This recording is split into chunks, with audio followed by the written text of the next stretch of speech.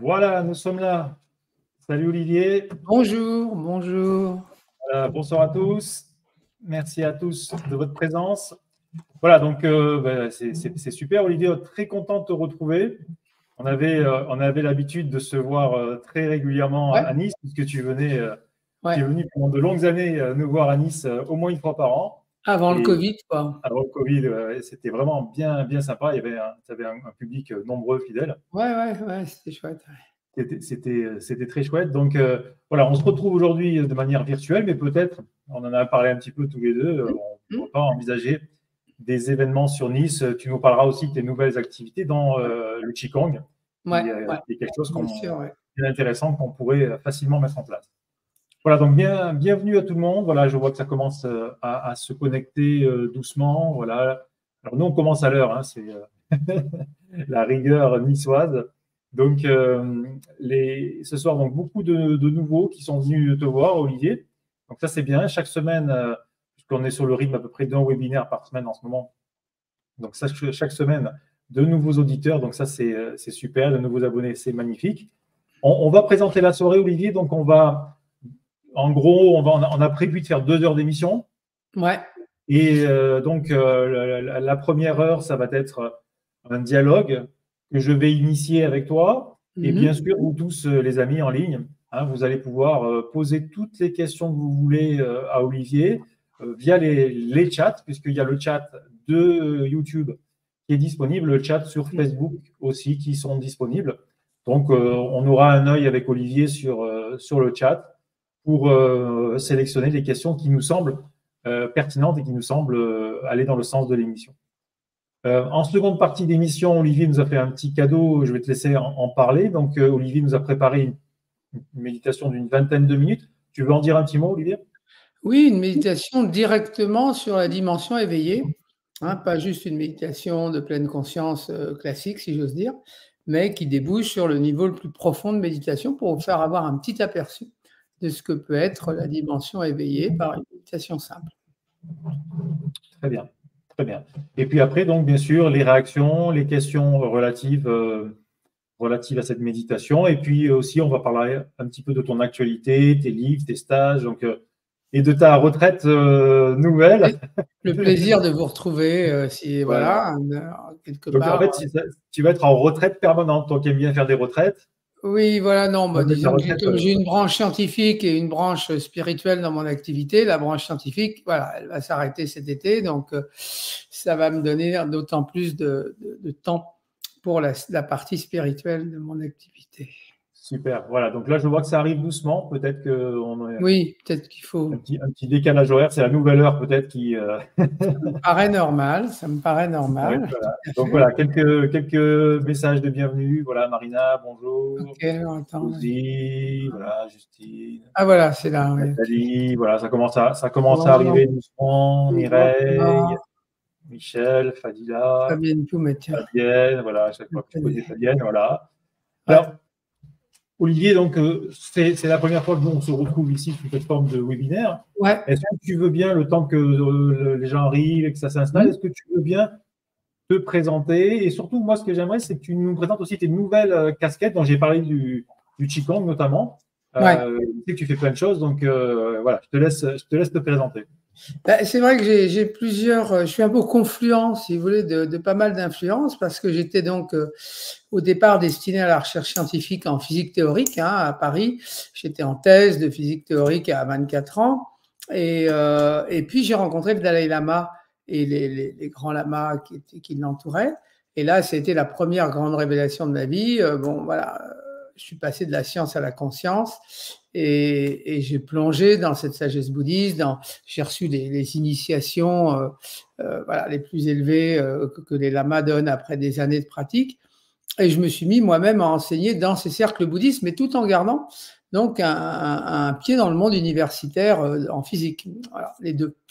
Et puis voilà. Et puis j'ai développé plus récemment des activités donc de formation pour les chefs et dirigeants d'entreprise, aussi pour les médecins et pour les coachs sportifs aussi. Donc voilà, je donne de la formation professionnelle sur la méditation de pleine conscience en particulier.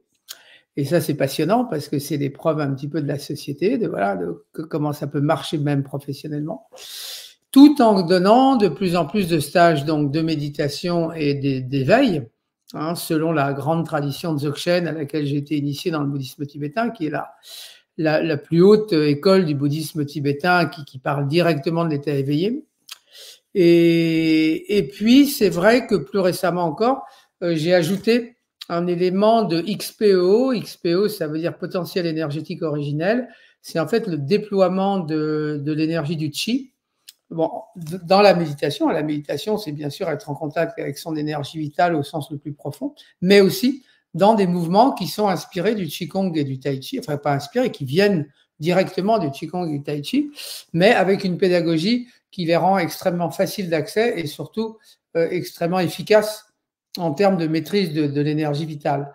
Et maintenant, je donne toujours dans mes stages un élément de ce Qigong XPO parce que ça se marie parfaitement avec la méditation pour donner, si vous voulez, pour que tous les aspects de notre incarnation soient vraiment alignés sur l'énergie éveillée. Ah, donc, ça fait pas mal d'activités. Bon, j'ai aussi écrit 6 livres. Donc, le 6e, là, qui est paru à l'automne, étant le récit détaillé de mes 30 années dans le bouddhisme tibétain, avec les bons aspects et les moins bons aspects. C'est un récit de vie, hein, avec donc tout. Et voilà. Et donc, je continue à faire de plus en plus d'événements comme ça pour tout le monde. Alors, effectivement, Olivier, on remarque, et puis à chaque fois que tu étais venu, tu donnes toujours ce double aspect scientifique et éveil. Est-ce que c'est une volonté de ta part? Est-ce que tu veux prouver l'invisible? Quelle est ton intention derrière? Non, moi, en fait, c'est plusieurs choses. Déjà, c'est le fait que pourquoi je suis scientifique, au départ, hein, d'origine, c'est parce que j'aime ce qui marche, j'aime ce qui fonctionne. Vous voyez, je suis quelqu'un qui aime bien. Je suis assez pragmatique en fait et j'aime bien que ça marche, quoi. Que par exemple une voiture, bon, ben, ça marche, elle marche vraiment même très bien. Donc c'est ça qui est agréable avec la science, c'est que quand elle fait fonctionner un truc, ça marche. Et on comprend pourquoi. Et bien dans le spirituel, c'est un peu pareil en fait, parce que l'approche bouddhiste de l'éveil, eh bien c'est une pratique qui est destinée à découvrir par son propre expérience l'éveil. C'est pas une croyance, c'est pas une théorie plus ou moins fumeuse, c'est pas, voilà, c'est quelque chose qui est éprouvé et qu'on peut vérifier chacun par nous-mêmes. Donc ça, je pense que c'est le lien. Et c'est vrai que j'ai toujours gardé cette fibre scientifique parce que j'aime bien l'investigation, j'aime bien connaître les choses, mais bon, avec quand même évidemment une prédominance maintenant d'intérêt pour l'investigation de type spirituel. Hein, mais alors après, quand tu as prouvé, là, il ne s'agit pas tellement de prouver l'éveil par la science, mais plutôt de voir les convergences.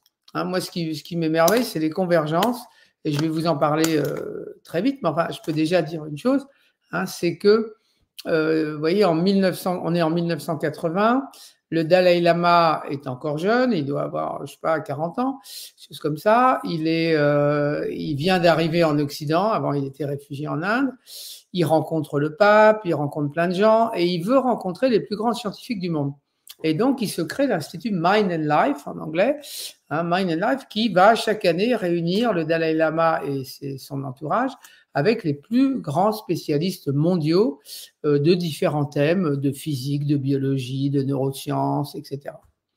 Et c'est passionnant, hein, ces congrès, c'est vraiment le top niveau du dialogue science-spiritualité. Et là, à un moment, donc évidemment, ils abordent le sujet de la physique quantique. Et le Dalai Lama se fait expliquer donc la physique quantique et puis il demande qu'on lui répète parce qu'il veut être sûr d'avoir bien compris. Parce que comme vous allez le voir, la physique quantique, c'est même très paradoxal quand on le présente. Et puis une fois qu'il a bien entendu, qu'il a bien assimilé, il dit mais c'est complètement incroyable, ça ressemble comme 2 gouttes d'eau au Madhyamika, qui est la plus haute philosophie bouddhiste du Mahayana, du grand véhicule, qui parle directement de la vacuité et de l'éveil. Et de Shunyata en sanskrit, de la vacuité.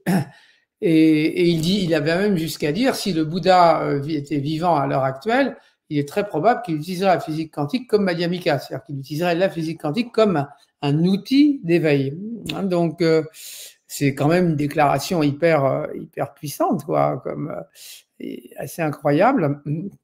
Et donc, voilà, c'est pas moi. Ce que je veux dire, c'est que c'est pas moi qui suis en train de bricoler une sorte de convergence entre science et physique quantique, comme d'ailleurs pas mal de gens le font d'une façon plus ou moins douteuse à l'heure actuelle. C'est réellement un dialogue avec au sommet de la connaissance, vous voyez. Donc voilà. Donc c'est le Mind and Life, ça dure depuis 1980, ça dure toujours. Hein. On parle beaucoup en ce moment, par exemple, de la conscience. Il y a d'un côté les neuroscientifiques, de l'autre côté les pratiquants bouddhistes de méditation, etc., qui discutent de ça. Donc, tout ça, c'est tout à fait passionnant. Et voilà, c'est un petit peu ce qui me fait le plus vibrer. Alors, j'ajoute aussi que j'ai une compétence sportive. Moi, j'adore les sports de plein air. Je fais beaucoup d'escalade, d'alpinisme, de nage, etc. Et pour moi, c'est important aussi, parce qu'il y a un élément d'énergie vitale. Et c'est pour ça que je vous parlais de ce Qigong XPO là. C'est très très important de capter l'énergie vitale dans tous les aspects de notre expérience. Et je pense que la société occidentale actuelle, elle en crève de cet effondrement de l'énergie vitale. Vous voyez, à cause de toutes les pollutions, pollution de l'information, pollution électronique, pollution même physique aussi. Et donc voilà, il y a cet élément-là, je pense, qui est capital aussi pour l'éveil. Très bien. Donc, juste pour faire donc le lien avec ce que tu viens de dire, Olivier. Donc, ce soir, tu m'as proposé d'intituler cette soirée Éveil quantique. Donc, déjà, là, tu as rassemblé les deux dans le titre. Voilà. Alors, l'éveil, a priori, bon, nous, en spiritualité, on sait un peu ce que c'est, même si je vais te demander, si tu veux bien, de le définir selon ta vision à toi. Mais pourquoi accoler le mot quantique à l'éveil? Eh bien voilà, c'est justement, bon là on va rentrer dans le vif du sujet maintenant. Oui, on y va tout de suite. On y va tout de suite, voilà. C'est-à-dire que, si vous voulez, c'est la chose suivante. Dans la société cartésienne de la physique classique et de ce qu'on peut appeler l'époque classique, hein, c'est d'où on vient, c'est vraiment les racines de l'Occident, le cartésianisme, la physique classique. Eh bien, en fait, si vous voulez, c'était l'esprit et le corps étaient séparés. C'est-à-dire que vous aviez d'un côté l'âme ou Dieu, et puis, vous aviez le monde dit matériel qui était simplement assimilé à un mécanisme. Par exemple, le corps des animaux, Descartes considérait que c'était juste une machine biologique et donc on pouvait, par exemple, découper les animaux en morceaux, que ce n'était pas plus problématique que de démonter un réveil pour voir comment il fonctionnait. Vous voyez, il n'y avait pas du tout, il y avait vraiment l'idée du corps et de l'esprit séparés. Hein, donc ça, c'est un point. Finalement, c'était assez matérialiste. Hein, c'était vraiment oui, un matérialisme, on pouvait dire. Et puis bien sûr, du coup, il y avait aussi l'élément dans la physique cartésienne, si vous voulez, d'étudier de l'extérieur. C'est-à-dire que vous étiez là, un observateur qui regarde le monde, et le monde, évidemment, existe indépendamment de l'observateur. Donc tout ça, c'est un peu le monde, il est prévisible, il est mécanique, il est indépendant de l'observateur. Ça, c'est vachement important à comprendre, parce que d'abord, c'est de là qu'on vient. Donc la France, en particulier en France, on a des beaux restes de cartésianisme dans notre fonctionnement. Et la médecine, par exemple, est très cartésienne encore de nos jours, etc.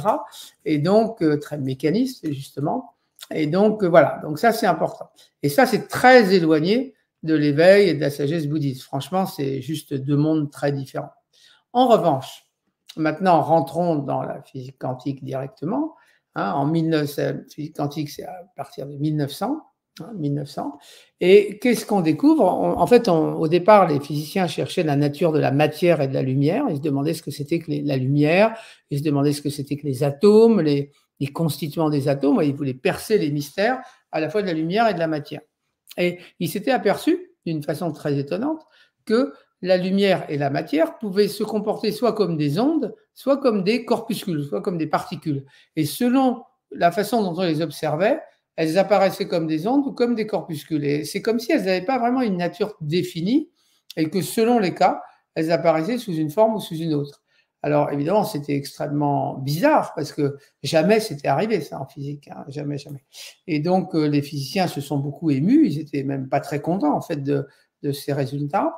Et donc, ils ont investigué. Et à partir de 1925, on peut considérer que la physique quantique était à peu près mise au point. Et là, finalement, bon, je vous le fais court, hein, je ne vais pas vous raconter les 25 ans d'épreuves et d'expériences de recherche.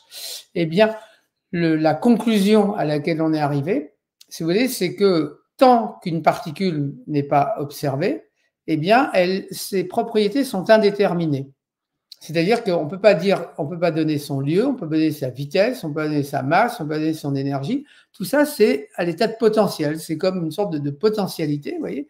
Et c'est l'observateur qui va fixer ces valeurs de façon aléatoire à une certaine quantité.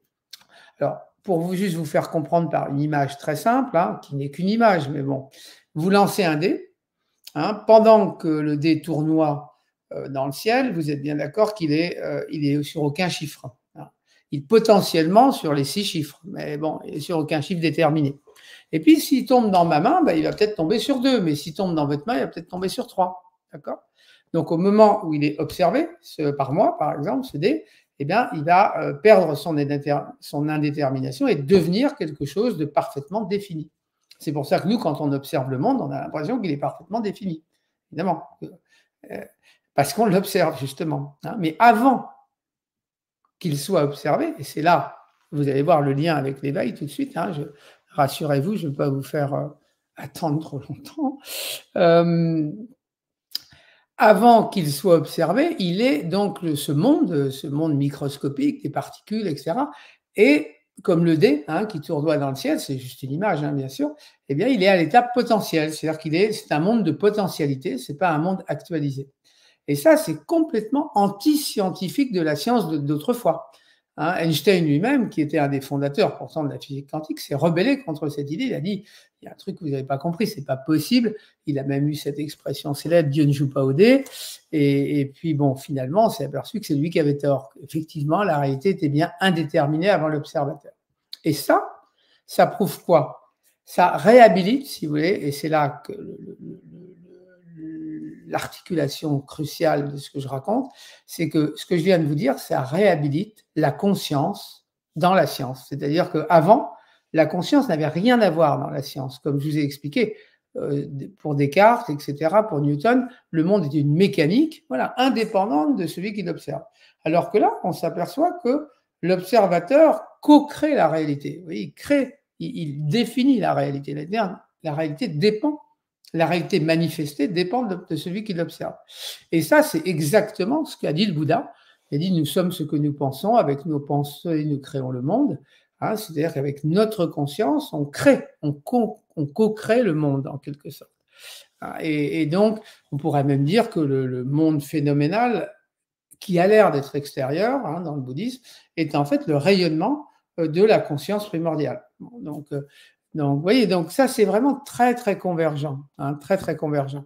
Et donc, c'est pour ça que j'aime bien accoler les deux mots éveil et quantique, parce que pour moi, la dimension éveillée, hein, c'est-à-dire quand on réalise que tous les phénomènes sont simplement le déploiement de l'énergie de la conscience primordiale, eh bien, si vous voulez, cette formulation-là, elle est très proche de la formulation que je viens vous donner en physique quantique. Donc oui, vous avez un parallélisme là tout à fait étonnant.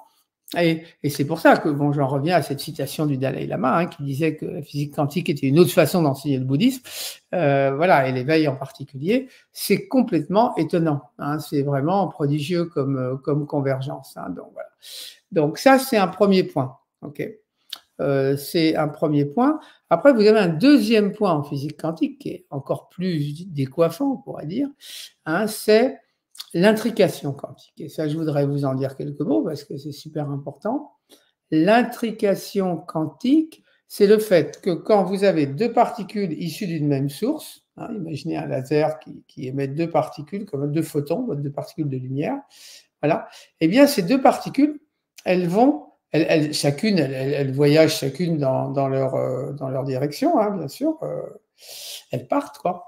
Mais, donc elles vont être éventuellement très loin l'une de l'autre, mais elles vont présenter systématiquement les mêmes caractéristiques. Ce qui arrive à l'une arrive systématiquement à l'autre.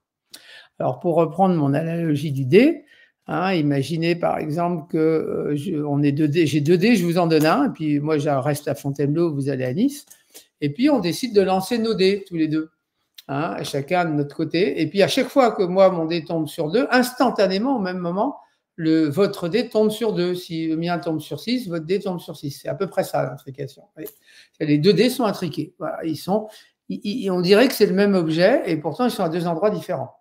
Et ça, c'est de la physique, hein, c'est pas de la spiritualité, c'est pas de la, c'est pas du surnaturel, il n'y a rien de plus naturel que ça. C'est dans les laboratoires de recherche du monde entier. Ça s'appelle l'intrication quantique. Et donc, donc, évidemment, les physiciens se sont dit, ah, bah, sûrement que les 2D peuvent communiquer. Ils ont sûrement un petit téléphone pour se dire, ah, attention, moi je tombe sur 2, il faut que toi aussi tu tombes sur 2. Mais des expériences extrêmement poussées d'Alain Aspect, qui est un grand physicien français qui a eu le prix Nobel en 2022 pour cela, eh bien, ces expériences ont montré de façon irréfutable que les 2D ne communiquent pas entre eux. Donc, en fait, ce n'est pas qu'ils communiquent entre eux, c'est qu'ils sont la même entité qui apparaît à 2 endroits différents. Et ça, c'est complètement bluffant parce que ça heurte frontalement notre sentiment de la dualité, qui est le contraire de l'éveil.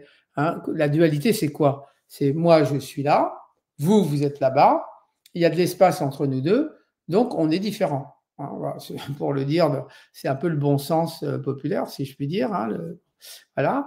Eh bien, en intrication quantique, c'est complètement faux. C'est-à-dire que vous pouvez être à des distances arbitrairement grandes l'un de l'autre et en même temps être intriqués, c'est-à-dire présenter les mêmes être la même entité simplement, qui apparaît à 2 endroits différents. Voyez. Et donc, c'est ce qui a fait dire à Einstein cette très belle phrase, qui pourrait être une phrase du Bouddha, hein, sans aucun problème. L'espace et le temps sont les modes par lesquels nous pensons et non pas la réalité dans laquelle nous vivons. L'espace et le temps sont les modes par lesquels nous pensons. C'est nous qui avons fabriqué toute cette histoire d'espace, de temps, de séparation, de dualité.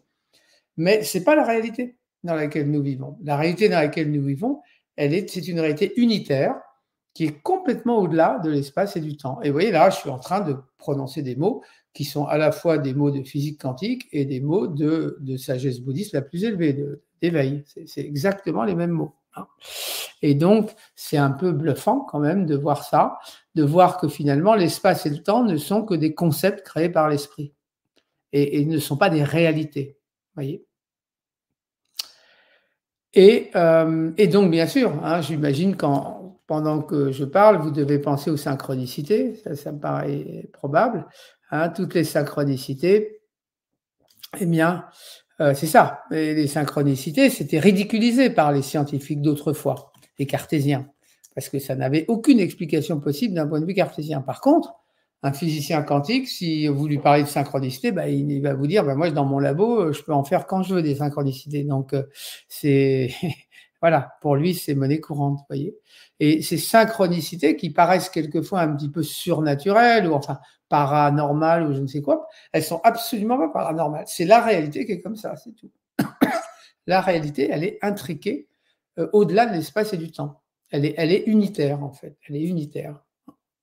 Et donc, là, vous avez de nouveau, voyez-vous, quelque chose de passionnant, hein, qui est la déconstruction des concepts d'espace, de temps, d'individualité séparée, de matière aussi, en tant que petits grains de matière solides existant par eux-mêmes. Vous voyez, donc en fait, tous les concepts très très solides. Voilà, Einstein, bon, bah, ça, c'est aussi, c'est dit comme ça. Tous les concepts, hein, finalement, qui assoient, qui sont très rassurants, parce que le propre du cartésianisme, c'est que c'est rassurant, parce que ça fournit un cadre absolu, objectif, voilà, certain, calculable, hein, par des mathématiciens, donc c'est extrêmement rassurant. C'est pour ça d'ailleurs que les gens s'y accrochent autant, c'est parce que c'est à cause de cette insécurité, ils ont peur de la mort, de plein de choses, donc ils s'accrochent au cartésianisme souvent. Et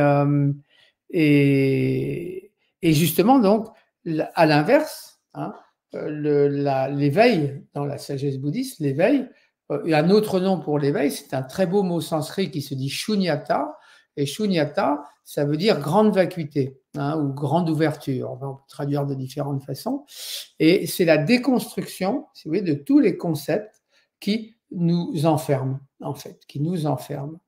Hein. Et là, je voudrais en parler un petit peu parce que justement, ces concepts-là, c'est précisément cela que la physique quantique va nous aider à déconstruire. D'où on peut dire la révolution quantique. Tu veux dire quelque chose, Didier? Oui, je voulais juste te demander, Olivier, si tu voulais bien nous définir selon toi, hein, ce que tu entends par l'éveil. Qu'est-ce que c'est pour toi l'éveil? Tu as prononcé à plusieurs reprises ce mot-là. Est-ce que tu pourrais nous le définir plus clairement? Est-ce que Ouais. c'est prendre conscience qu'on est plus que ce corps, qu'on est la conscience, qu'on n'est pas le bien? Ok, justement, c'est ce que j'allais faire, ça tombe bien.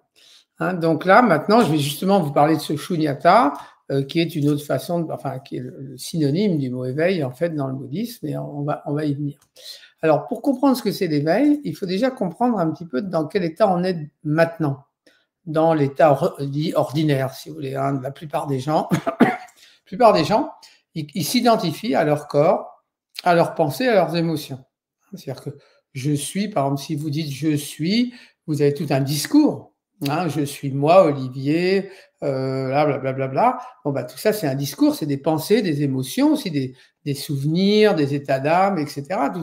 Tout un ensemble psychologique, on pourrait dire, qui est, voilà, auquel je m'identifie. Et puis, surtout, le corps, bien sûr. C'est le corps quand même qui est la base la plus solide d'identification. Et la plupart des gens se sentent prisonniers d'un corps. C'est-à-dire, ils ont l'impression que je suis un corps, en fait. Je suis un corps. Si je dis je suis, souvent, bah, je vais me montrer du doigt comme ça. Et donc, on a l'impression, et puis je peux toucher, ça a l'air solide. Donc, voilà, je m'identifie au corps. Et ça, toutes les traditions spirituelles ont dit que c'était la plus grande misère et la plus grande illusion, c'était de s'identifier à une chose. Parce que alors, le corps, c'est un objet, c'est une chose. Hein. Une chose périssable, une chose impermanente. Et se sentir prisonnier d'un corps, c'est-à-dire avoir l'impression qu'on habite à l'intérieur du corps ou qu'on est le corps, eh bien, c'est la plus grande des illusions et c'est surtout le plus grand des emprisonnements. Et c'est pour ça que je dis souvent que la plupart des gens ont une mentalité de prisonniers condamnés à mort, en fait.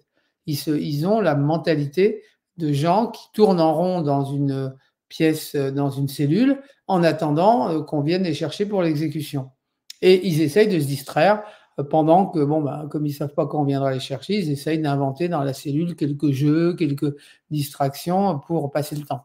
Hein, et ça, c'est voilà, c'est la triste, on pourrait dire, la triste condition de la plupart des gens.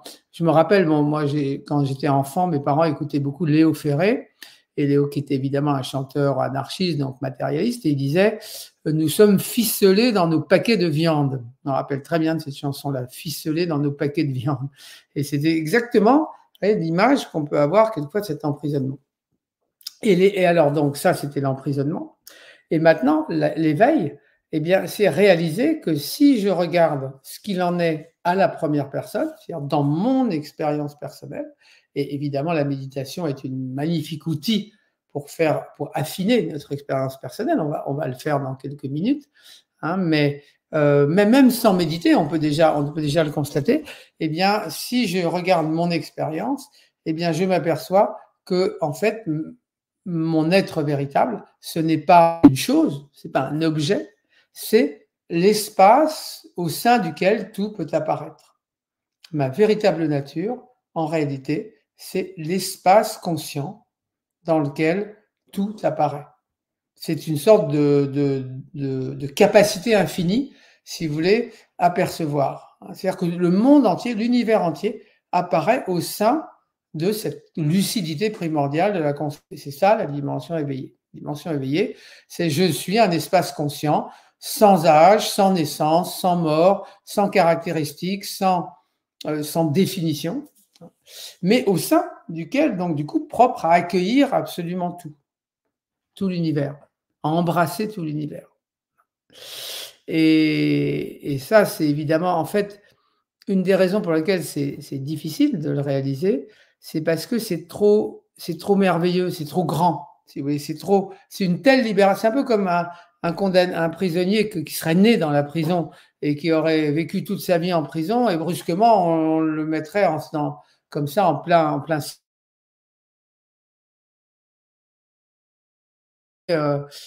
étonné, aveuglé, terrifié, mais il voudrait sûrement retourner dans sa prison.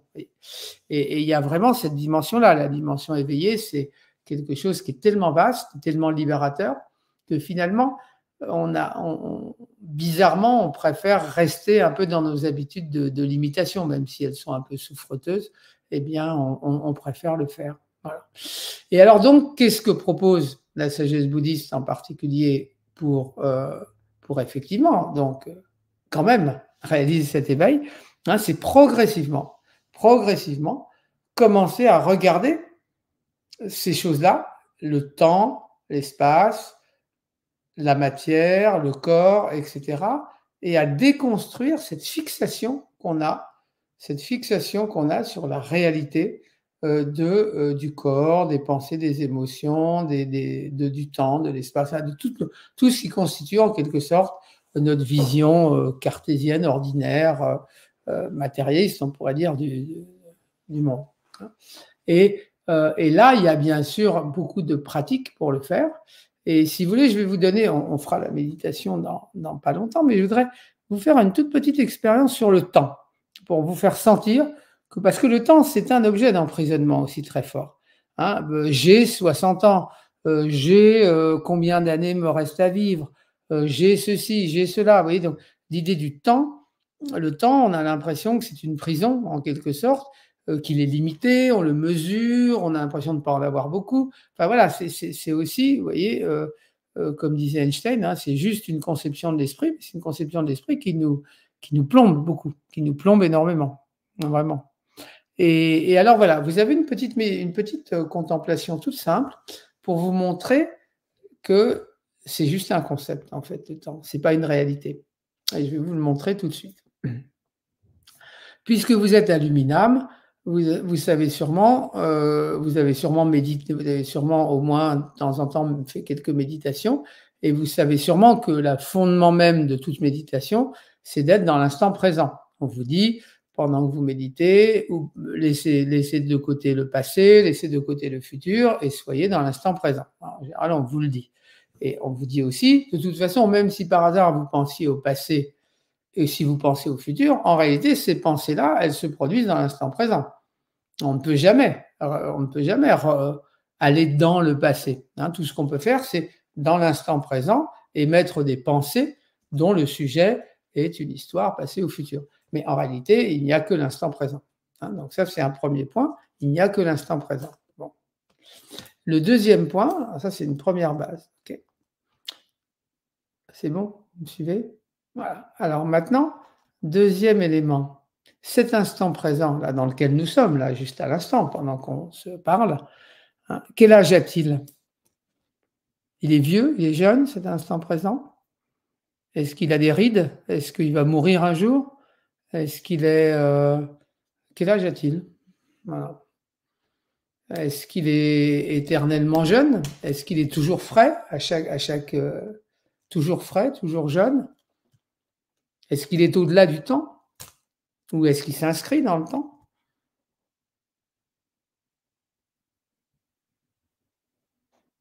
Voilà, si vous répondez, vous pourrez y réfléchir si vous voulez à tête reposée, mais même dès maintenant, là, en quelques secondes, je pense que vous pouvez vous rendre à l'évidence que le présent est éternellement neuf, éternellement jeune et complètement sans âge. Complètement, il est hors du temps. Il est timeless, si vous voulez, en anglais, hors du temps. Et c'est ça, en fait, l'éternité dont parlent les chrétiens ou etc. C'est simple. Et les bouddhistes, ils ne parlent pas d'éternité, ils parlent justement d'être au-delà du concept de temps. Eh bien, c'est ça. C'est simplement que c'est la fraîcheur éternelle, la fraîcheur continuelle de l'instant présent qui est hors du temps. Vous voyez, donc, simple petite réflexion, simple petite observation, ce n'est même pas une réflexion, c'est une observation, vous prouve que l'idée qu'on ressasse continuellement entre nous, avec notre famille, avec nos amis de l'heure, de tout, de l'âge, de l'heure et tout ça, c'est des concepts, ça n'a rien à voir avec la réalité. C'est juste du langage, voilà, des habitudes de langage qui n'ont rien à voir avec la réalité réellement observée.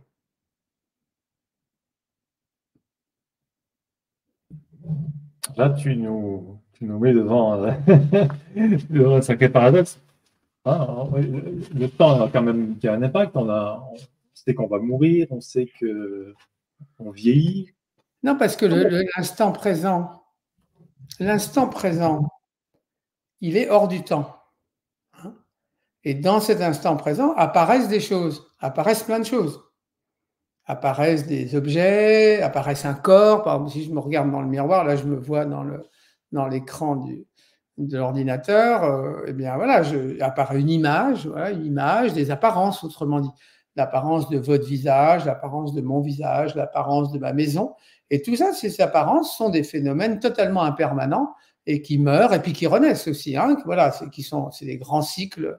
C'est le printemps, l'automne, l'hiver, de nouveau le printemps, etc. C'est des grands cycles d'impermanence, de naissance et de mort. Mais l'instant présent, la conscience de l'instant présent, elle est complètement hors du temps. Notre conscience primordiale est complètement hors du temps.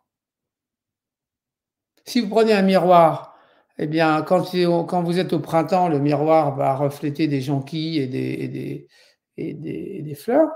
Hein, et puis l'hiver, il va refléter du bois mort ou même de la neige peut-être. Mais qu'est-ce que ça change pour le miroir?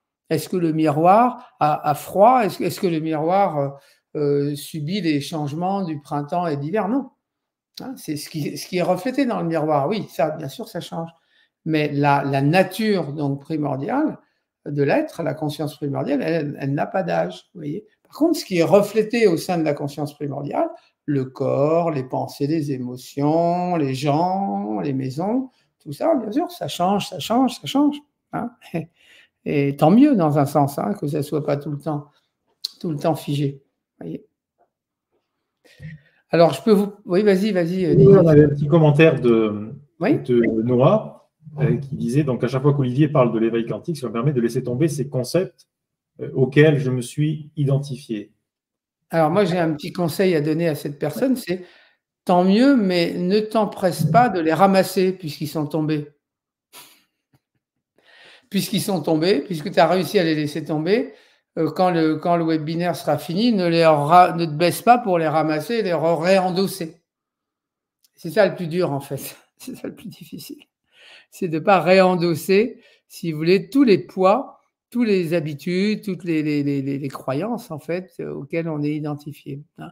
Alors je vais vous faire une autre, si vous voulez, un autre petit exercice hein, pour vous montrer que la non-dualité, justement, la partie non-duelle, c'est-à-dire l'absence d'identification à l'ego, un petit exercice. Après, on fera une méditation, hein, mais déjà, ces petits exercices, ils donnent déjà des idées, vous allez voir. Alors, pour ce petit exercice, il faudrait que vous enleviez moi, je vais enlever mes lunettes. Vous voyez, si vous avez des lunettes, ce serait bien de les enlever. Et puis, vous allez faire des lunettes avec, vous voyez, avec vos deux yeux. Hein, avec vos deux mains, pardon. Deux mains. Vous faites comme ça, deux ronds. Hein, faites-le avec moi pendant que vous êtes là. Hein, vous pouvez le faire. Et puis, ces deux ronds, alors à l'intérieur regardez un peu ce qu'il y a dans les ronds. Et dans l'intérieur des ronds, vous voyez un petit bout de quelque chose. Moi, je vois un peu de la nappe, un stylo, enfin pas grand-chose, quoi, un peu d'espace. Quoi. Bon, voilà. Et puis, je vais rapprocher hein, ces ronds. Je les rapproche de mes yeux. Et alors là, je vois de plus en plus de trucs dans les trous. Hein, de plus en plus de trucs. Mais vous voyez que cet espace, c'est curieux, parce que si vous bougez les ronds, vous apercevez que dans ces ronds, il peut y avoir n'importe quoi. Hein. Finalement, ces ronds, ils sont vides en quelque sorte. Ils peuvent n'importe quoi peut apparaître dans ces ronds. Et puis je me rapproche, je rapproche. Et puis là, vous voyez, là, par exemple, je chausse vraiment mes lunettes. Hein, regardez, faites-le avec moi. Et là, vous voyez que vous regardez par deux trous. Hein, vous regardez par deux trous de l'espace, bon, une pièce, des couleurs, des formes, et ainsi de suite. D'accord, ça on comprend bien. Okay. Bon, et alors maintenant, ce qu'on va faire, c'est que vous faites avec moi, on va écarter ces lunettes et on va les ouvrir. On va les ouvrir progressivement. Regardez bien votre expérience, comment vous voyez le monde maintenant. Et vous éloignez vos mains jusqu'à ce que vous ne les voyez plus derrière vous. Et maintenant, je vous pose la question, est-ce que vous voyez le monde par deux trous, qui sont les deux yeux? Ou alors, est-ce que vous êtes comme une immense vitre transparente au sein duquel le monde entier apparaît? Est-ce qu'il y a seulement le monde, l'univers, qui apparaît dans ce miroir de la conscience primordiale? C'est une évidence, là. Et il n'y a plus du tout l'idée de quelqu'un qui habiterait à l'intérieur du cerveau et qui regarderait par deux trous, par les deux yeux, le monde dit extérieur. Et tout ça, cette idée-là, on s'aperçoit là, à cet instant même, que c'est une pure fiction créée par l'esprit, hein, la fiction de la dualité, et qu'en réalité, eh bien, il y a une immense vitre illimitée, une lucidité fondamentale au sein de laquelle tout est perçu. Et ça, c'est notre vraie nature. Notre vraie nature, c'est simplement cette immense capacité illimitée, cette transparence illimitée au sein de laquelle tout peut apparaître.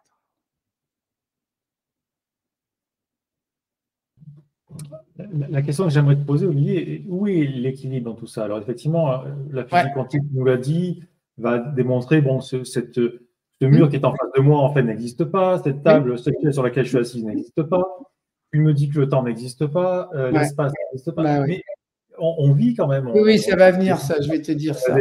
Où se trouverait cette bonne réponse. Tu sais, en plus, je t'ai dit, bonne question, je veux dire. Je t'ai dit que j'étais pragmatique et que j'aimais bien les choses qui fonctionnent. Je suis quelqu'un qui fonctionne très bien dans le monde. Hein, je ne suis pas dans ma grotte ou dans mon ermitage, donc je vais te dire ça. Mais déjà, puisque là, on a un petit peu de temps tranquille, on n'est pas obligé de s'occuper de nos affaires, de nos carnets de chèques et de nos voitures, eh bien, momentanément, vous pouvez avoir quand même une expérience d'ouverture et d'espace. C'est ça surtout qui est important. C'est pas tellement le discours. Moi, ce que je vous montre là, bon, je parle parce qu'il faut bien que je parle, mais si vous voulez, que par mes deux petites expériences là, l'histoire de l'imitation sur le temps et les lunettes, j'ai essayé de vous faire sentir directement que finalement la conscience était beaucoup plus vaste que ce qu'on avait l'habitude de percevoir. Donc ça, c'est une chose. Alors maintenant, vous allez me dire, c'est bien beau tout ça, mais il n'empêche que je suis bien obligé de me peigner, de me raser le matin, de me laver les dents, de gagner de l'argent pour me nourrir. Donc, il faut bien quand même que je m'occupe de ce corps et de tout le reste, évidemment. Voilà. Et là, vous avez, si vous voulez, dans le bouddhisme, c'est très très bien expliqué, ce qu'on appelle l'absolu et le relatif. L'absolu, c'est les choses telles qu'elles sont véritablement. Et le relatif, c'est des choses telles qu'elles apparaissent. Si je me regarde dans un miroir, je ne me vois pas moi. Je vois une apparence de moi qui est à 1 mètre de distance. Si j'étais à 100 mètres de distance, je me verrais différemment. Si j'étais à 100 km de distance, je me verrais encore différemment. Là, il se trouve que je me regarde à 1 mètre, je vois un corps, bon, voilà, avec ses attributs habituels. Donc, c'est une apparence. Et cette apparence, elle a un grand rôle à jouer dans la société. Parce que c'est ça que les gens vont voir.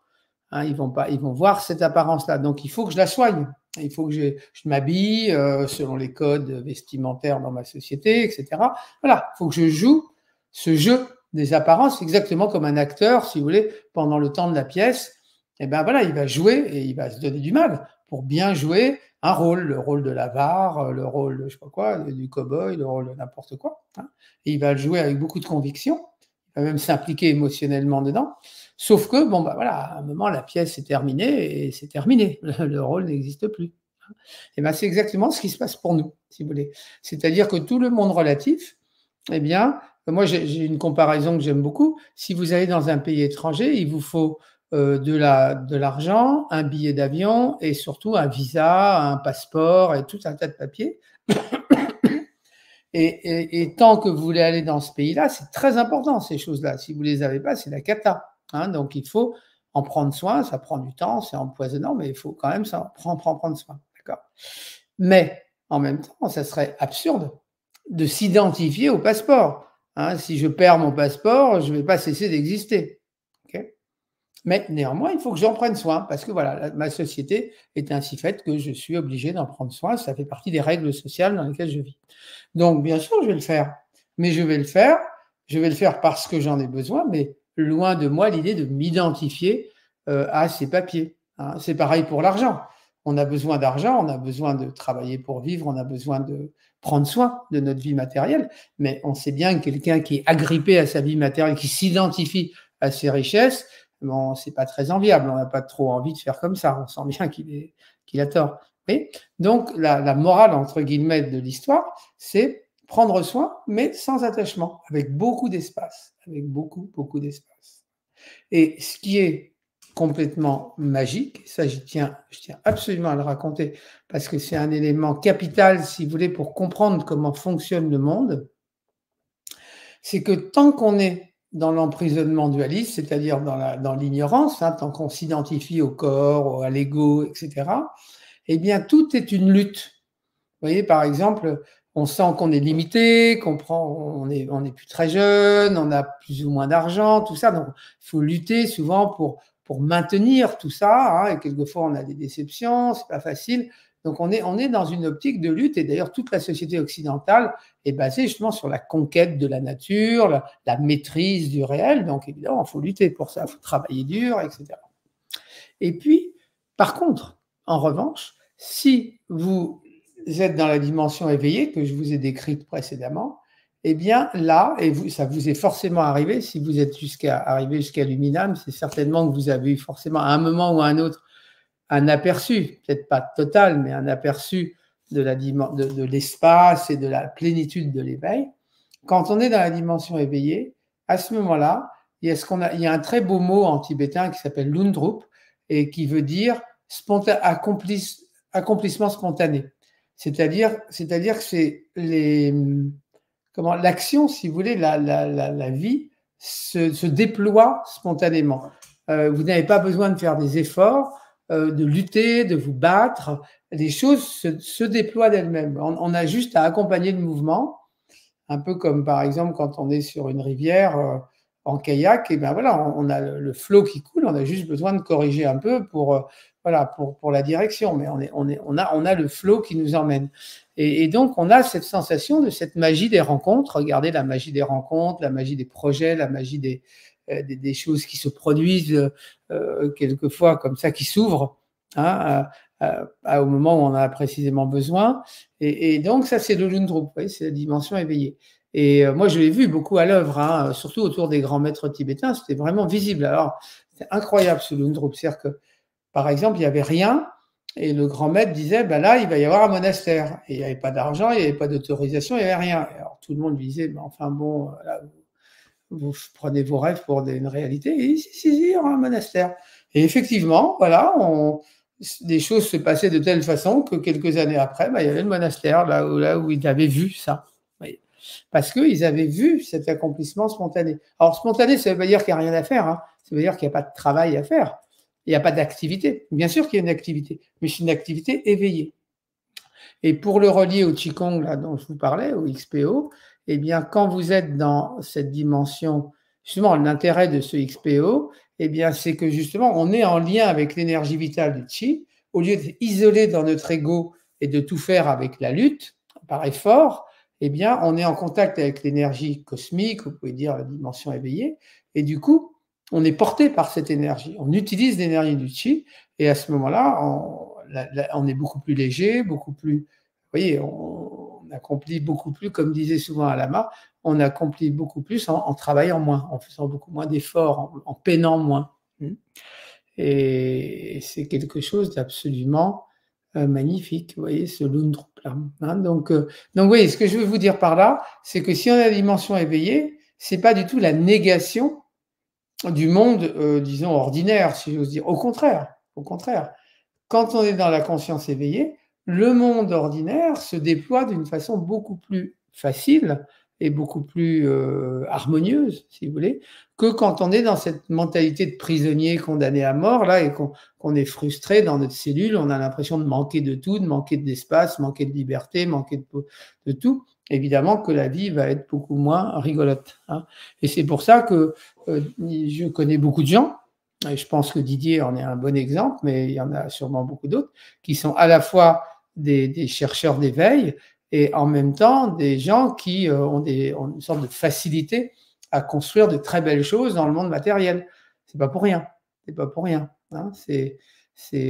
Voilà. C'est une belle illustration de ce fait-là.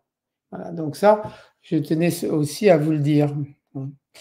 Alors là, on va arriver bientôt au moment de méditer, justement, hein, parce que là, vous voyez, personnellement, pour introduire la dimension éveillée, j'ai deux approches. Hein. Une approche, c'est ces petits exercices, comme par exemple la méditation sur le temps, vous vous rappelez, là, le temps qui n'existe pas, l'éternel présent. Les lunettes, là, pour vous montrer qu'on n'est pas coincé dans notre tête à regarder le monde extérieur, mais qu'en fait, on est une conscience illimitée qui perçoit tout. Et il y a plein de petits exercices comme ça aussi, tout simples, qui permettent voilà, de toucher du doigt une réalité qu'on avait oubliée parce qu'elle était trop simple. En fait. Donc ça, c'est une chose. Et puis, vous avez bien sûr la grande approche de la méditation, qui est celle, la principale quand même approche de la sagesse bouddhiste. Et là, si vous le voulez bien, je vais vous en dire quelques mots. Et puis on va le faire, hein, surtout. On va pratiquer. Ah, pleine conscience au cœur de la relation amoureuse.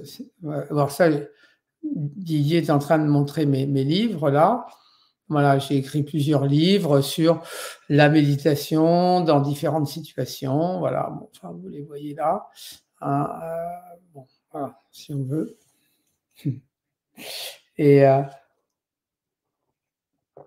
Et donc voilà, je vais vous dire quelques mots sur la méditation et puis ensuite on le pratiquera. La méditation, si vous voulez, elle a plusieurs niveaux. Pour le simplifier, elle en a 3. Le premier niveau de méditation, il est commun à toutes les traditions. Hein, vous le trouvez dans toutes les écoles du bouddhisme, vous le trouvez dans l'hindouisme, vous le trouvez dans la méditation de pleine conscience moderne, laïque, donc. Hein, et c'est simplement ce qu'on appelle l'attention focalisée en français et ce qu'on appelle shamatha en sanskrit, c'est-à-dire c'est l'attention focalisée, le calme mental. Vous placez votre esprit dans l'instant présent, sur un objet, par exemple le souffle, vous observez le souffle tranquillement, et puis si l'esprit s'égare, eh bien, vous le ramenez, simplement, vous le ramenez.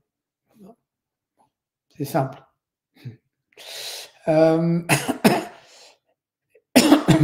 Et c'est quelque chose qu'on peut faire, bien sûr, dans la vie, pas seulement assis sur un coussin.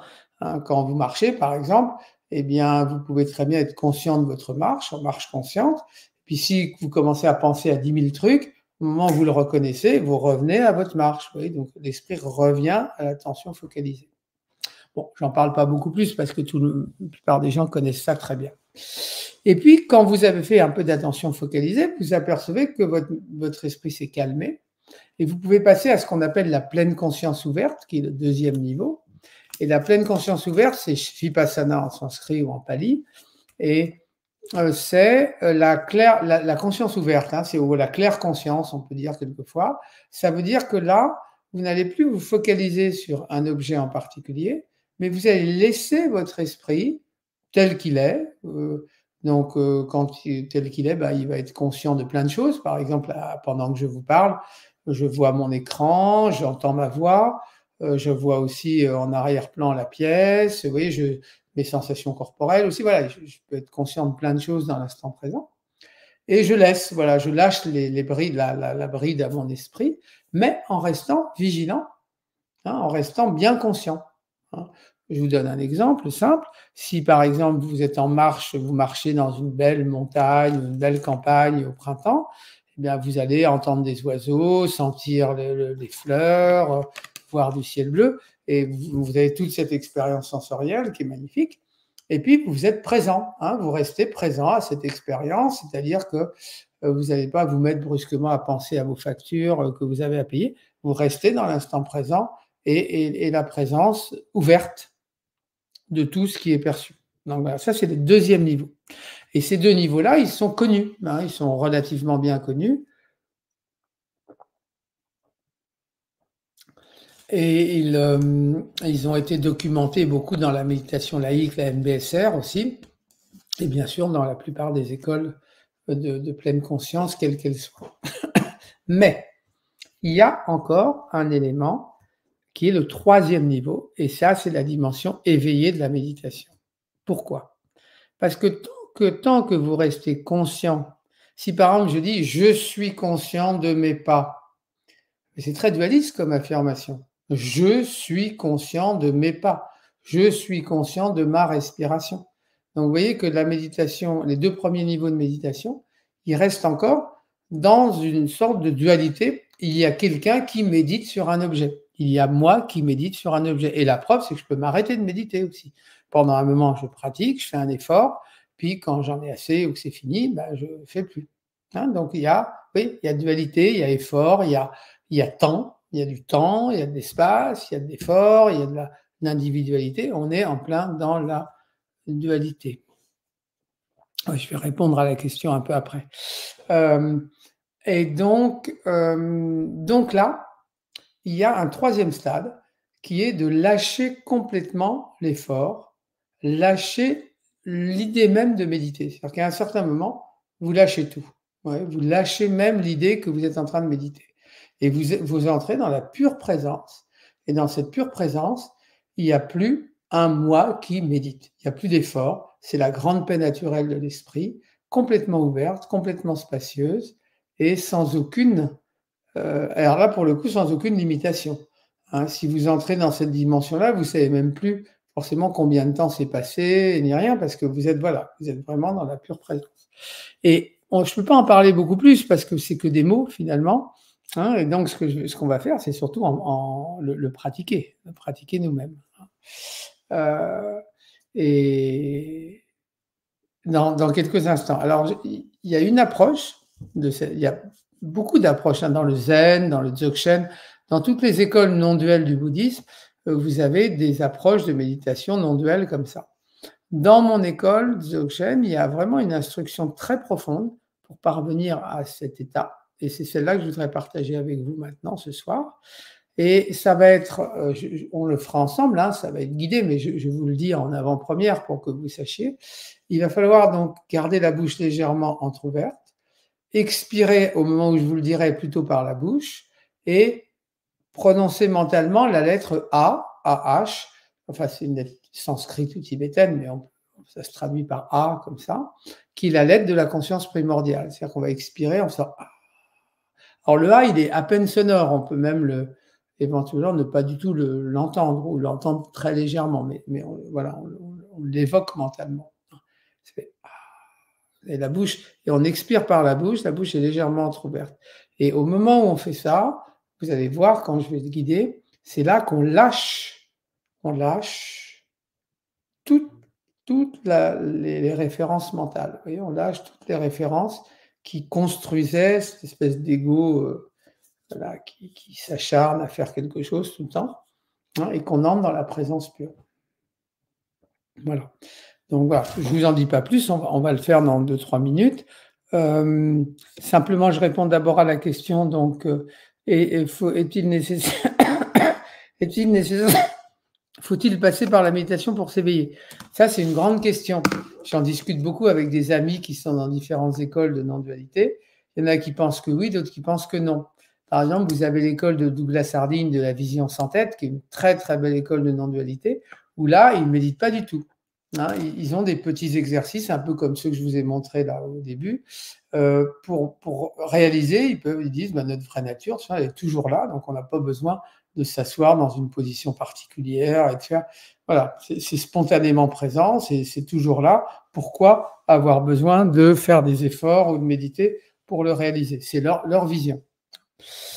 Il y en a d'autres qui disent bah oui, mais bon, l'esprit est tellement turbulent, tellement agité, tellement confus que si on veut quand même y voir un petit peu clair là-dedans, c'est pas plus mal d'affûter, de purifier en quelque sorte, ou d'affûter notre qualité de présence par une pratique régulière de méditation.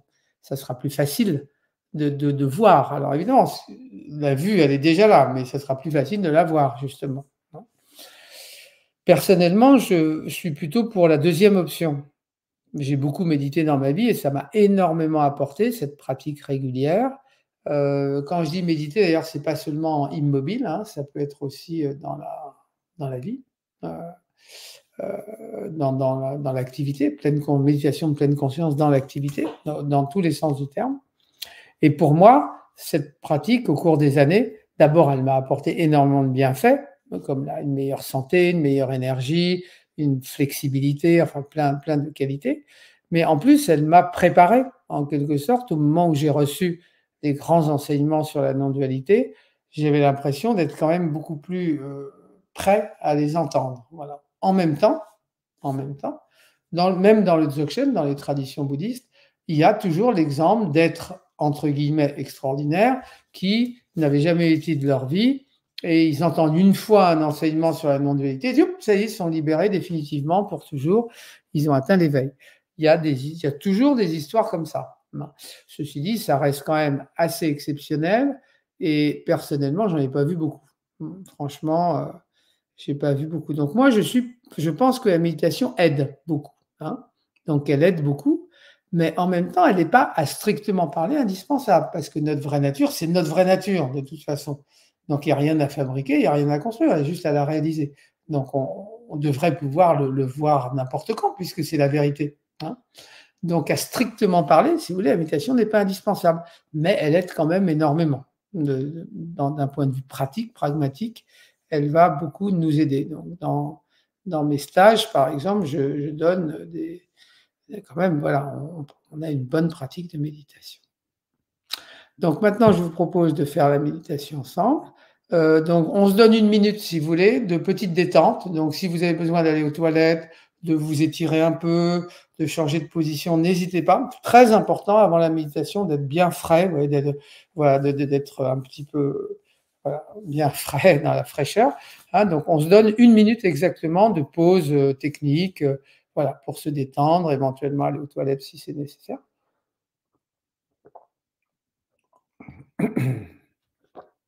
Une minute, hein, je dis, alors je vais mesurer la minute.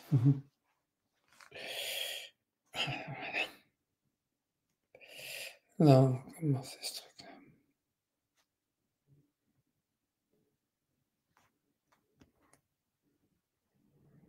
Alors.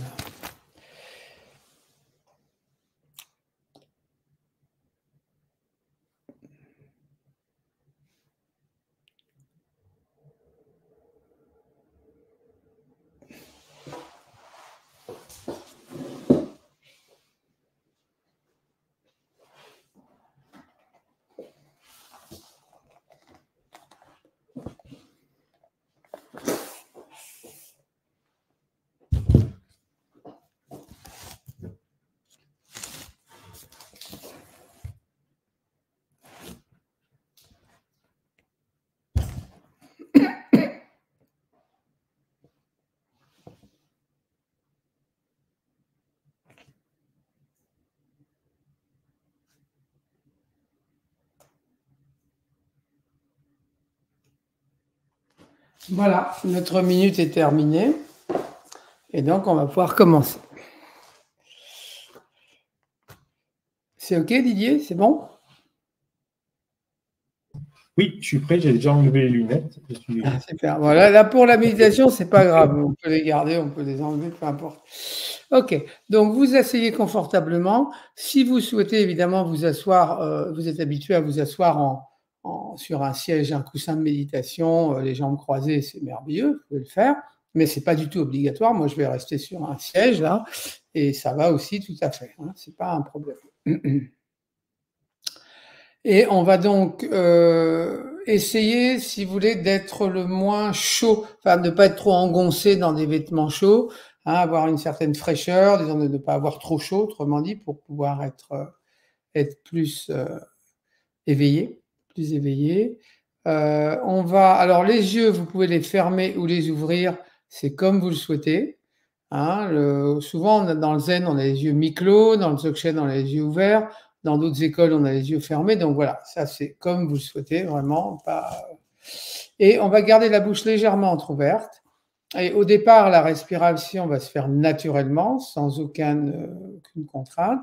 Et puis à un certain moment, je vous proposerai d'expirer plus par la bouche. Vous verrez, c'est un moment précis. Et voilà, et on va donc commencer cette méditation.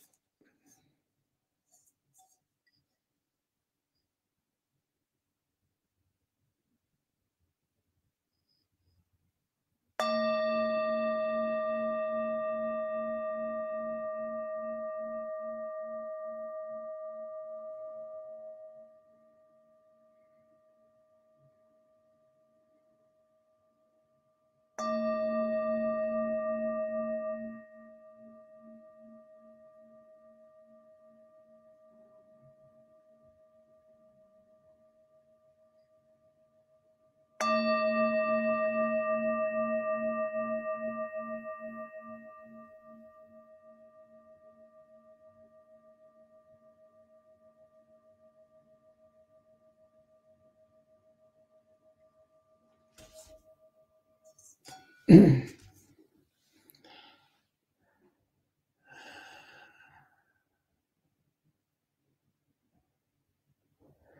prenons conscience des points de contact du corps avec le sol, avec le siège. Sentez les pieds à plat sur le sol. Sentez les jambes, le bassin, peut-être le dos, tous les points de contact du corps avec le sol ou le siège. On revient à une conscience sensorielle directe, sans pensée. Il n'y a plus de pensée, il n'y a plus d'histoire, simplement on est conscient de la sensation, on regarde la sensation.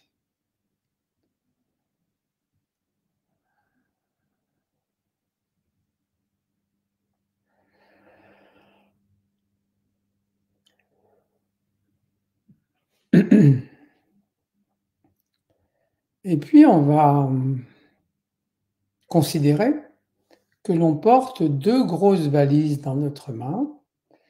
Dans la valise de gauche, il y a toutes les affaires du passé, les regrets, les souvenirs, peut-être des traumatismes même du passé, et on va poser cette valise sur le sol.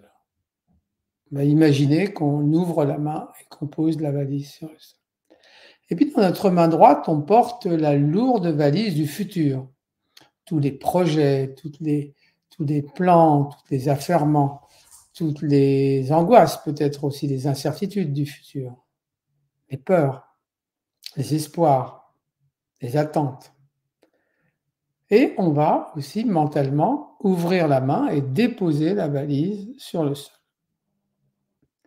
Et on se sent considérablement allégé avec ces 2 valises posées sur le sol, on est beaucoup plus léger et on est dans l'instant présent. Il ne reste plus que l'instant présent.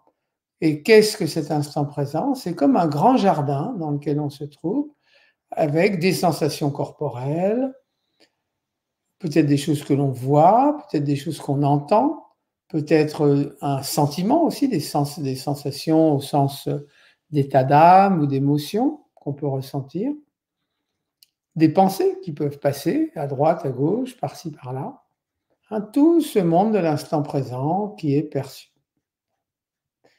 Et on va simplement, pour commencer, dire un grand oui de bienvenue à tout ce qui se passe dans l'instant présent. On dit oui, bienvenue, tout est bien, tout est accueilli, tout est accueilli. Et on va prendre conscience de nos sensations corporelles rapidement. On va prendre conscience de nos 2 pieds, sentez les 2 pieds, les 2 jambes, les genoux, les cuisses. Sentez le bassin, tout le bassin. Sentez le ventre qui se gonfle et se dégonfle doucement au rythme du souffle.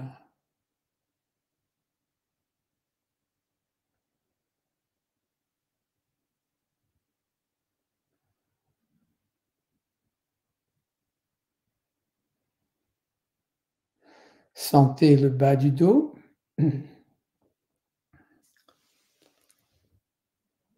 Sentez le torse, la poitrine.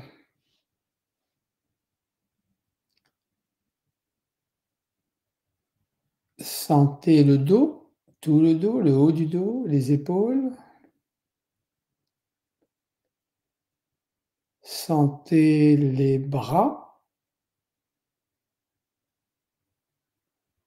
les coudes, les avant-bras, les poignets.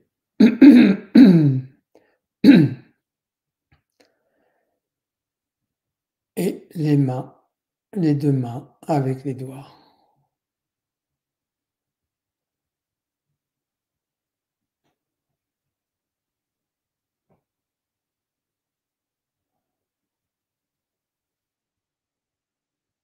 Sentez le cou, le menton, toute la bouche, l'intérieur de la bouche, les deux joues,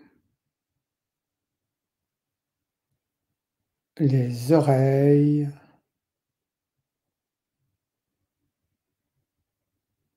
le nez, les yeux, sentez les deux yeux, les globes oculaires, prenez bien conscience.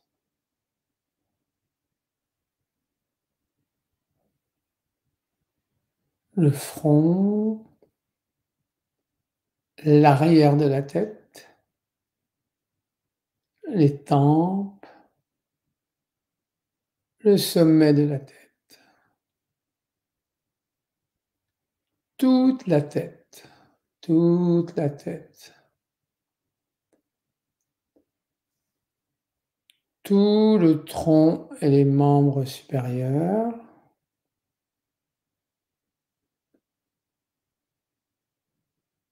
tout le bassin et les membres inférieurs,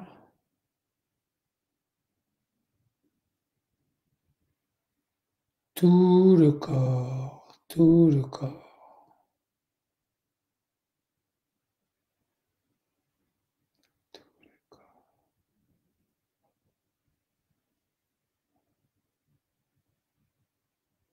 Et nous sommes dans la conscience des sensations corporelles. On sent également le souffle qui va et vient, spécialement au niveau du ventre. On est dans une présence détendue au souffle, détendue mais bien consciente.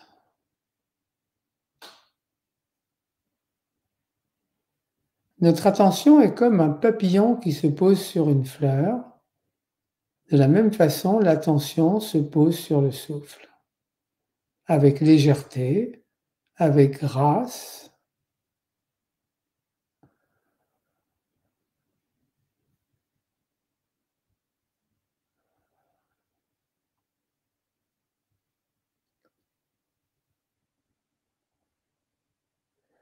Et donc, nous sommes conscients de notre souffle, mais à chaque expiration, une expiration tout à fait naturelle, mais qu'on va faire cette fois-ci par la bouche, à chaque expiration, au fur et à mesure que le souffle se dissout dans l'espace, eh bien, toute notre activité mentale va se dissoudre dans la conscience. Il va y avoir à chaque expire un lâcher-prise complet où on va laisser, au moment où le souffle se dissout dans l'espace, on va laisser toutes les pensées, toute l'activité, on pourrait dire, de l'esprit se dissoudre librement.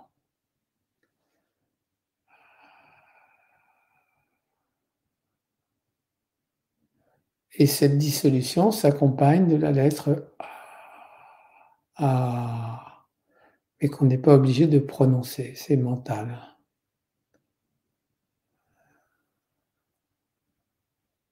La respiration est très légère.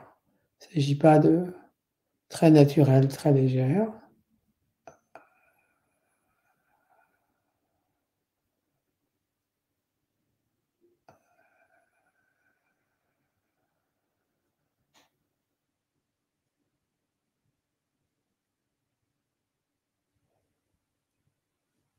Et chaque expire, c'est comme une mort.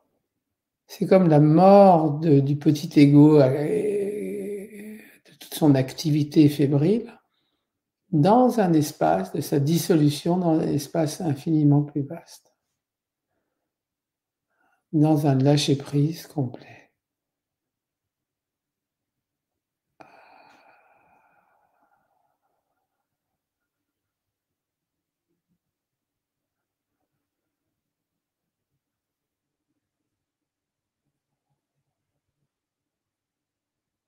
Et à ce stade, il n'y a pratiquement plus rien à faire.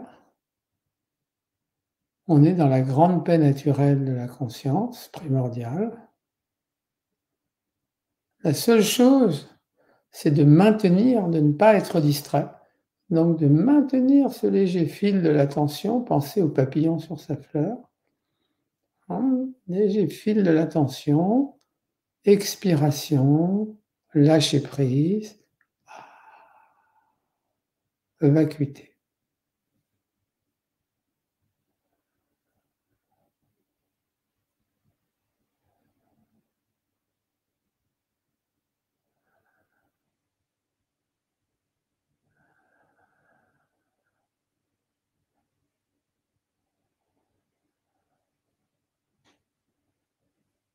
Si vous vous endormez un petit peu, n'hésitez pas à ouvrir les yeux pour bien être frais et vif.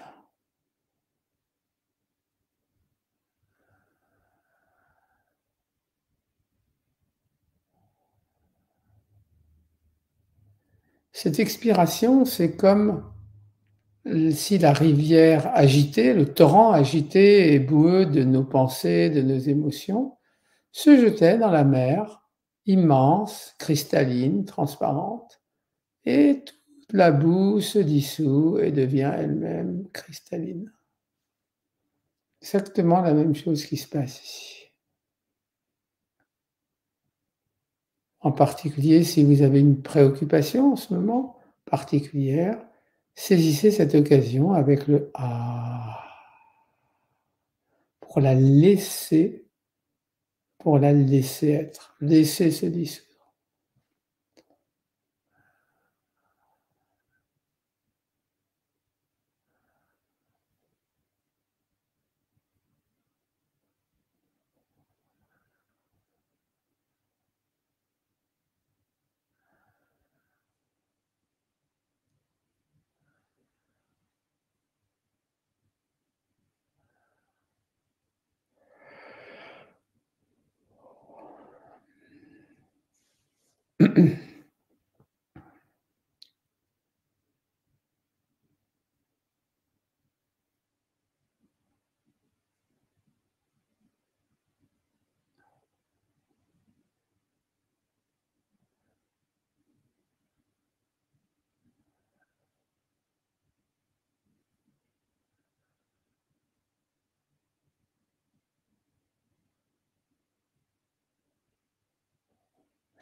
De nouveau, si par hasard vous avez été distrait par des pensées pendant l'espace de quelques secondes, aucun problème, c'est absolument pas grave.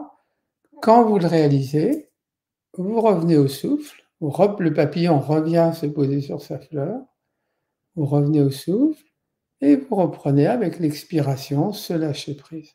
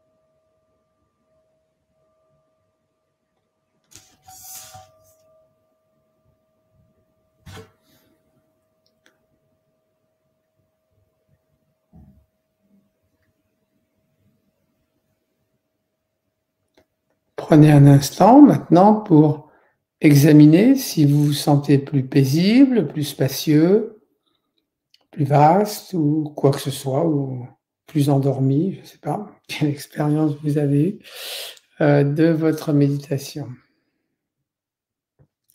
Hein, juste pour vous-même, hein, ressentez-le. C'est important de sentir voilà, dans quel état on se trouve maintenant. Est-ce qu'on est plus posé? Est-ce qu'on est plus en paix? Si bien sûr certains veulent partager dans le chat, vous êtes les bienvenus, hein, naturellement. Si vous le souhaitez, mais je n'avais pas vu qu'il y avait beaucoup de...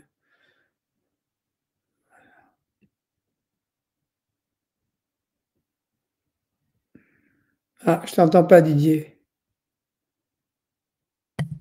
Oui. Oui, c'est OK. Oui, vas-y.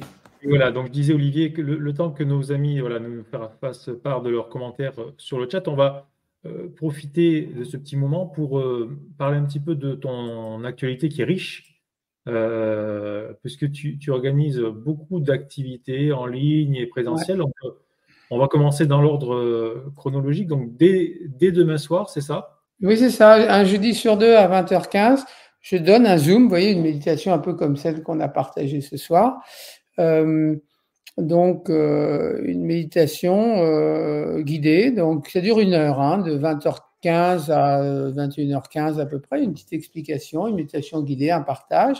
C'est en Zoom, c'est gratuit, c'est ouvert. Vous venez quand vous voulez, sans inscription.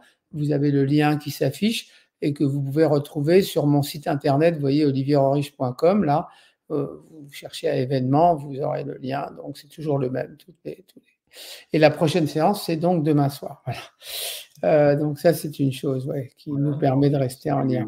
Voilà. Ensuite, tu as un stage qui Voilà. arrive très vite. Alors lui, il commence samedi, hein, donc c'est vraiment bientôt. Mais il y a une option de week-end. Donc si vous voyez, si c'est 7 avril, hein, c'est le week-end prochain. Et il y a aussi les 4 jours complets, 6 au 9 avril. Et c'est donc dans le Vercors, dans un lieu absolument magnifique. Là, vous avez une photo du Vercors, vous voyez des sommets du Vercors où je me suis rendu en février. Mais le dojo est vraiment magnifique. C'est un lieu qui domine la montagne avec une vue splendide. Et donc, le thème, c'est reconnaître le soi, retrouver la joie, méditation en non-dualité. Donc, c'est vraiment un thème qui est tout à fait similaire à ce qu'on partage ce soir. Mais là, pour le coup, on aura vraiment le temps de l'explorer ensemble. Voilà, le temps de le partager, de l'explorer, de le vivre. Vous savez, quand par exemple, si on aime quelqu'un, on a envie de passer du temps avec lui. Notre vraie nature, c'est un peu pareil. Si vous passez du temps avec votre vraie nature, passez 4 jours avec votre vraie nature, c'est pas pareil que si vous passez 1 heure. Hein, c'est comme avec un ami ou avec un amoureux. Donc voilà, c'est l'invitation. Ensuite, tu as, Olivier, un petit peu plus loin, donc cet été. Voilà, dans le même lieu, hein, là, ce même lieu qu'à Pâques, là, vous voyez, donc ça c'est le dojo absolument magnifique avec cette vue sur la montagne. Hein, donc du 11 au 16 août, là, une semaine, donc sur, c'est un thème qui se rapproche, hein, découvrons la paix, l'espace et le cœur immense de notre être véritable. Donc là, ce sera le cœur des enseignements de Dzogchen, donc cette lignée dans laquelle j'ai été initié dans le bouddhisme tibétain. Et il y aura un élément de Qigong là, dont je vous parlais, le XPO, la potentielle énergétique originelle. Alors là, ce dojo, c'est le lieu du maître chinois qui m'enseigne ça, hein, et donc dont je suis l'élève. Et c'est un homme extraordinaire, vraiment. Enfin, il est assez prodigieux et il nous donnera tous les matins 1 heure de XPO. Donc là, on aura le XPO directement de la bouche, si on peut dire, du maître. Et donc ensuite, voilà, des méditations, des promenades aussi, des randonnées, et aussi des ateliers artistiques, chant, dessin, musique, etc., l'après-midi. Donc voilà, un très beau stage pour découvrir sa dimension éveillée. Voilà. Et enfin, Olivier, tu as un dernier Ah oui, événement. alors ça c'est nouveau. Hein, c'est vrai que j'ai la chance de proposer un voyage en Corée du Sud, dans les montagnes de Corée du Sud, des monastères, vraiment, vous voyez une belle photo là, à l'automne, hein, au moment où la forêt est magnifique. Et donc c'est un voyage donc, du 18 au 31 octobre, 15 jours, avec, moi je joue le rôle de guide si vous voulez, donc on va visiter ces lieux, on va méditer avec les moines, on va méditer aussi seul, séparément, et j'accompagnerai tous les jours avec un enseignement, des pratiques guidées. On fera aussi du Qigong XPO comme je vous en ai parlé, et surtout on s'immergera, C'est ça qui est magnifique, si vous voulez, c'est qu'il y aura à la fois une immersion dans le paysage des origines du bouddhisme, hein, et sacré, et puis en même temps, bien sûr, l'esprit aussi sera immergé. Hein. Ça sera aussi d'ailleurs un stage sans téléphone et sans portable. Enfin, on pourra évidemment en prendre de temps en temps s'il le faut absolument, mais ça sera l'idée de s'immerger dans la méditation originelle. Voilà, donc un très beau voyage auquel je vous convie. Très bien, voilà. Donc revenons, Olivier, donc, à cette soirée, au moment présent, comme tu disais. Je voulais dire que bon, pour retrouver tout ça, c'est très simple. Hein, vous faites olivierhenrich.com et vous tombez sur mon site où il y a absolument toutes ces informations avec ce qu'il faut. Voilà. Donc c'est très facile de le retrouver. Voilà, on peut également te contacter par mail, hein, sur ton mail, également très simple, olivierhenrich@gmail.com. Oui, alors le mail aussi, si vous voulez m'envoyer un mail, bien sûr, hein, et communiquer, c'est avec plaisir, olivierhenrich@gmail.com. Bon, c'est très simple aussi.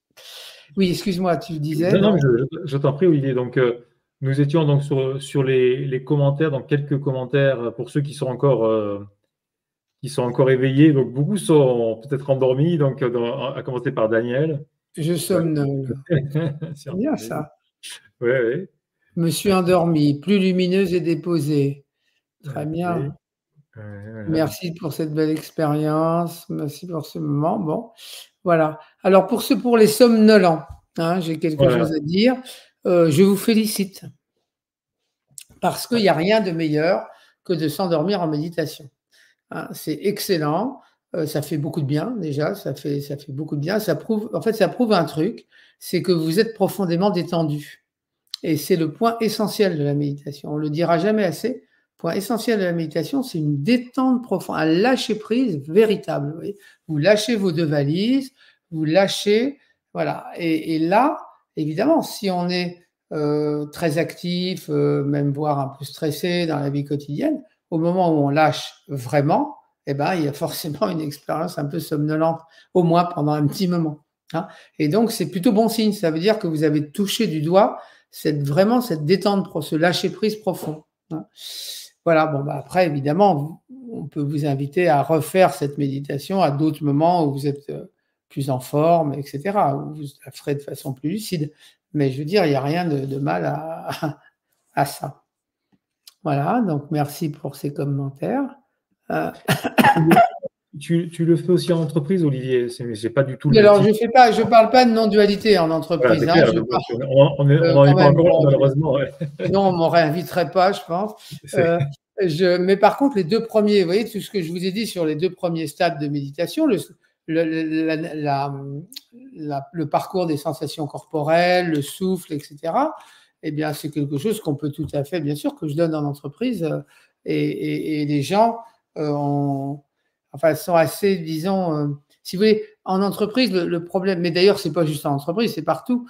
Hein, le problème principal de notre société, c'est le stress chronique. Vous voyez, c'est-à-dire le fait qu'à un certain moment, le stress s'auto-entretient et ne cesse plus.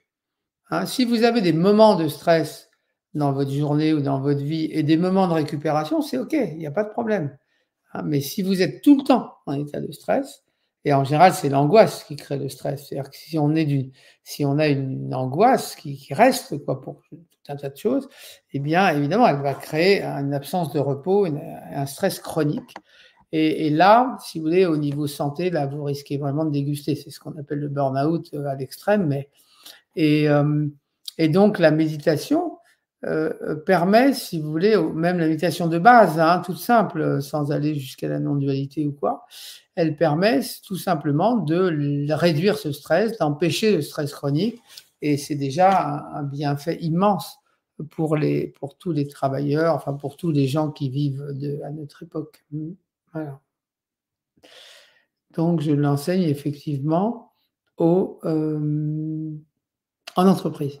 Alors, est-ce qu'il y a des questions? Maintenant, je voudrais pour savoir si vous avez des questions, vous voulez aller plus loin. Moi, j'ai encore des choses à vous dire, bien sûr, mais bon, voilà, ça peut être un dialogue. Hein, donc, voilà, en attendant que nos amis se manifestent. Ouais.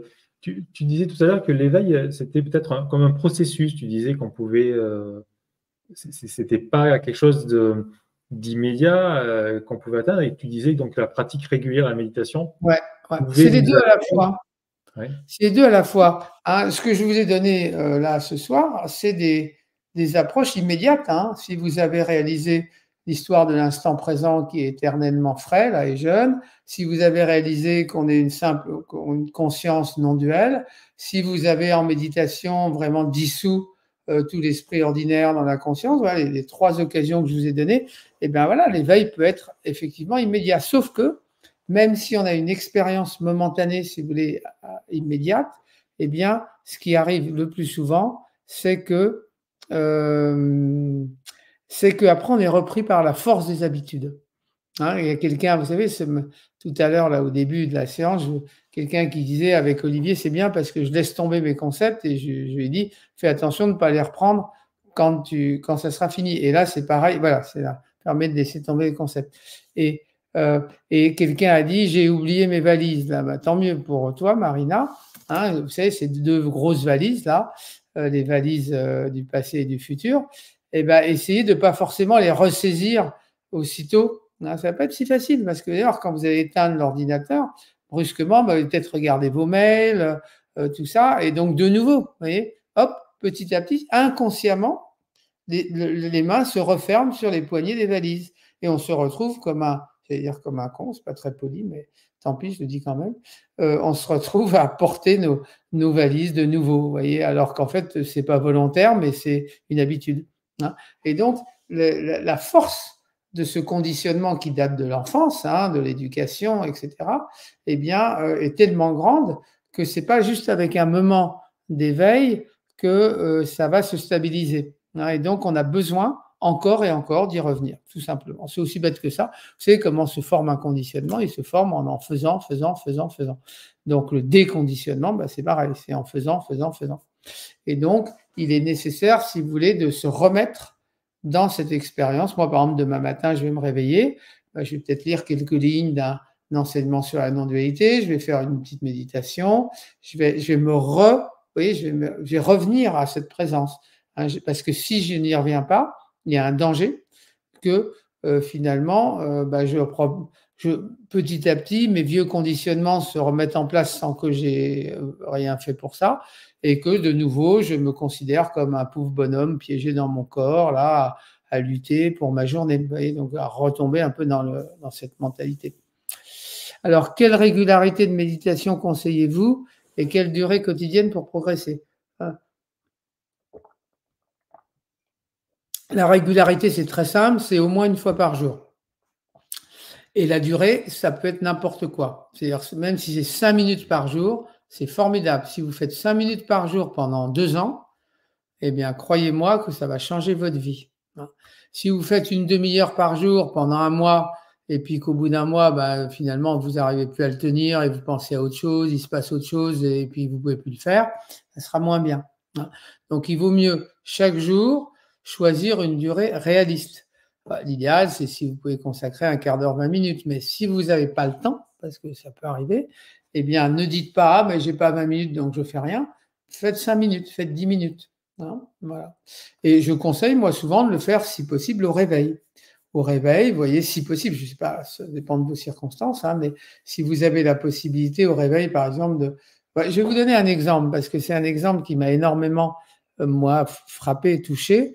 Hein. Comme je vous dis, je travaille avec des hommes d'affaires, et une fois, j'ai rencontré une femme d'affaires et qui était totalement à la limite du burn-out. Elle était dévitalisée, crevée. Elle m'a dit, bon, qu'est-ce que je peux faire? Alors, je lui ai dit, ce que tu fais, c'est que le matin, en te réveillant, avant de regarder ton smartphone, ça me disait, je regarde tout de suite mon smartphone, je précipite dessus. Avant de regarder, tu vas mettre une audio que je te donne, et cette audio, c'est l'audio du scan corporel. C'est la chose que je vous ai fait faire assez rapidement, hein. Mais là, c'est plus lent, donc ça prend un quart d'heure à peu près pour faire vraiment le scan corporel de toutes les sensations. Et je lui ai donné cet audio, et effectivement, tous les matins, elle l'a fait dans son lit, sans se lever, allongée. Hein, elle a mis son audio, elle a juste écouté, fait le scan corporel. Et ensuite, elle a vécu sa vie de femme d'affaires débordée. Bon. Et je l'ai revue 3 mois plus tard, elle était complètement transformée. Elle m'a dit, c'est formidable, un quart d'heure de comme ça, commencer la journée en étant conscient de soi-même, en s'accordant ce temps, cette attention à soi-même, à son corps, dans la détente, eh bien, ça change toute ma journée, ça change toute mon énergie et toute ma journée. Et là, je me suis dit, c'est génial, il y a quand même de l'espoir. Même les gens très affairés peuvent vraiment être transformés par un moment de méditation. Vraiment, c'était pour moi un grand encouragement, si vous voulez, à continuer ces activités. Donc voilà, hein, pour résumer, tous les jours, mais éventuellement un petit moment, plus ou moins court, plus ou moins long, et aussi éventuellement, si c'est possible, le matin avant de commencer les occupations. C'est vraiment ça, quelque chose que je conseille. Alors, une autre chose que je voulais vous dire aussi, c'est que vous avez toutes sortes de gens, parce qu'on parle d'éveil quantique, hein, donc je voulais y revenir un peu. Il y a beaucoup de gens qui vont vous faire des théories extrêmement élaborées sur la conscience quantique et les champs, les niveaux, les machins, les trucs. Il y a beaucoup de gens qui font ça. Alors, personnellement, à titre spéculatif, je trouve ça très intéressant parce que tous les chercheurs ont commencé par proposer des hypothèses, voilà, donc à titre spéculatif, je trouve ça passionnant. Par contre, personnellement, je n'aime pas du tout quand les gens sont catégoriques et qu'ils ont l'impression de détenir une vérité et de vous expliquer, voilà, l'univers fonctionne comme ça, la conscience c'est comme ça, le truc c'est comme ça, et de faire tout un système, parce que c'est exactement contraire à la sagesse bouddhiste de Shunyata, parce que Shunyata, c'est déconstruire les concepts, et là, si vous voulez, on recrée tout un système d'explication. Alors, en général, le système est très séduisant, il est bourré de mots extrêmement exaltants qui séduisent quelquefois les gens. Hein. Mais bon, très bien, hein, pourquoi pas? Je vous dis, à titre spéculatif, pourquoi pas? Mais si ça devient une certitude et dogmatique, à ce moment-là, vous retombez dans la fixation au concept. Et donc, c'est le contraire de ce que vous vouliez faire. Hein. Donc, voilà, donc je vous dis simplement que moi, l'approche que je propose, c'est plus une déconstruction. C'est un peu revenir à l'innocence primordiale, si vous voulez, l'éveil. Hein, l'innocence, très très important le mot d'innocence. Dans l'Évangile, vous avez beaucoup cet élément-là aussi. Laissez venir à moi les petits enfants. Vous n'entrerez pas au royaume des cieux si vous n'êtes pas un petit enfant, etc. Parce que l'innocence primordiale, c'est vraiment la qualité d'éveil principal. C'est revenir à cet émerveillement de l'enfant, cet éclat de l'enfant, hein, qui lui ne vit pas dans le temps, il vit pas dans l'individu séparé du monde, il vit pas dans toutes ces prisons-là, il est complètement ouvert au monde entier, il est un avec l'univers et il éclate littéralement de rayonnement, hein, de joie et c'est l'innocence primordiale. C'est une autre façon, vous voyez, de décrire la même chose. C'est une très belle, moi personnellement, j'aime beaucoup cette approche-là. Et pourquoi je vous dis ça, je ne sais plus, mais ça tombe très bien. Si, c'est justement la déconstruction, vous voyez, des concepts, la déconstruction des systèmes. Non, voilà. Tout à l'heure, Olivier, tu disais que tu as donné à cette personne, cette femme chef d'entreprise, Oui. un audio. Est-ce que toi, tu proposes, est-ce que tu as des audios sur ton site? Oui, alors sur mon site, j'ai 4 ou 5 audios, donc là, dont l'audio qui s'appelle Scan corporel. Vous pourrez le trouver sur mon site à la rubrique méditation guidée. Et le scan corporel, il est dans cette rubrique. Ah, et puis bien sûr, là, je pense qu'on peut écouter en replay aussi peut-être cette émission, non, Didier, ou pas? Oui, tout à fait. Elle sera en replay à la seconde même où elle finit. Elle sera Voilà. déjà en replay Donc, sur vous pouvez, Facebook. moi, ce que je vous conseille, vous voyez, si vous voulez, hein, si ça vous intéresse, c'est de réécouter quand vous voudrez, par morceaux, si vous voulez, ce qu'on vient de partager, parce que vous l'entendrez peut-être différemment. Si vous l'entendez écouter à une autre heure de la journée, vous êtes peut-être plus frais, là, il est tard ce soir, ou à d'autres moments, vous voyez. Et donc, alors, méditation du scan corporel, où est-ce qu'on peut la trouver? Alors, attends, je vais regarder, hein, pour ne pas vous raconter d'histoire. Je vais me mettre sur mon site et je vais voir si ça y est. Voilà, méditation guidée. Méditation guidée. Et les voilà, elles sont là. Donc, je vous mets le lien, comme ça vous irez à la page directement. Oups. Je vous mets le lien tout de suite. Ah ben mince alors, comment on fait? J'arrive pas à mettre le lien. Tu peux m'envoyer sur le sur le privé, ouais, comme ça tu le feras. Sur le chat général. Voilà, si tu peux le recopier. C'est simple, hein, on va sur ton site et puis tu as. Oui, méditation guidée, de toute façon, c'est méditation facile. guidée, voilà, c'est vraiment très simple. Liens. Tout le monde va trouver. C'est important, vous savez, le scan corporel, c'est très important parce que on a trop souvent dans notre société l'habitude d'utiliser le corps comme une voiture un peu. Vous voyez, le corps est un outil finalement à qui on fait faire ce qu'on fait, ce qu'on veut. Et puis quand il commence à plus bien fonctionner, ben on l'apporte chez le médecin comme on apporterait à la révision.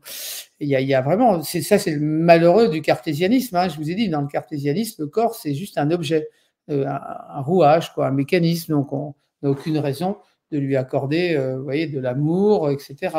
Et malheureusement, on a cet héritage-là, sociétal, et la méditation, c'est l'exact opposé. En fait, la méditation, c'est un acte d'amour. Je ne sais pas si vous réalisez ça, c'est très important. L'attention, en fait, c'est de l'amour. Quand vous accordez de l'attention à un enfant, bah, c'est de l'amour que vous lui donnez. C'est de la bienveillance, c'est de l'attention. Quand vous accordez de la présence à quelqu'un, c'est de l'amour. Hein, c'est même la première chose qui est la plus importante. Hein, donc, rentrer en amitié avec ses sensations corporelles un quart d'heure par jour, si vous voulez, c'est passer un bon moment d'un quart d'heure par jour avec un de nos proches, qui compte beaucoup pour nous. C'est vital.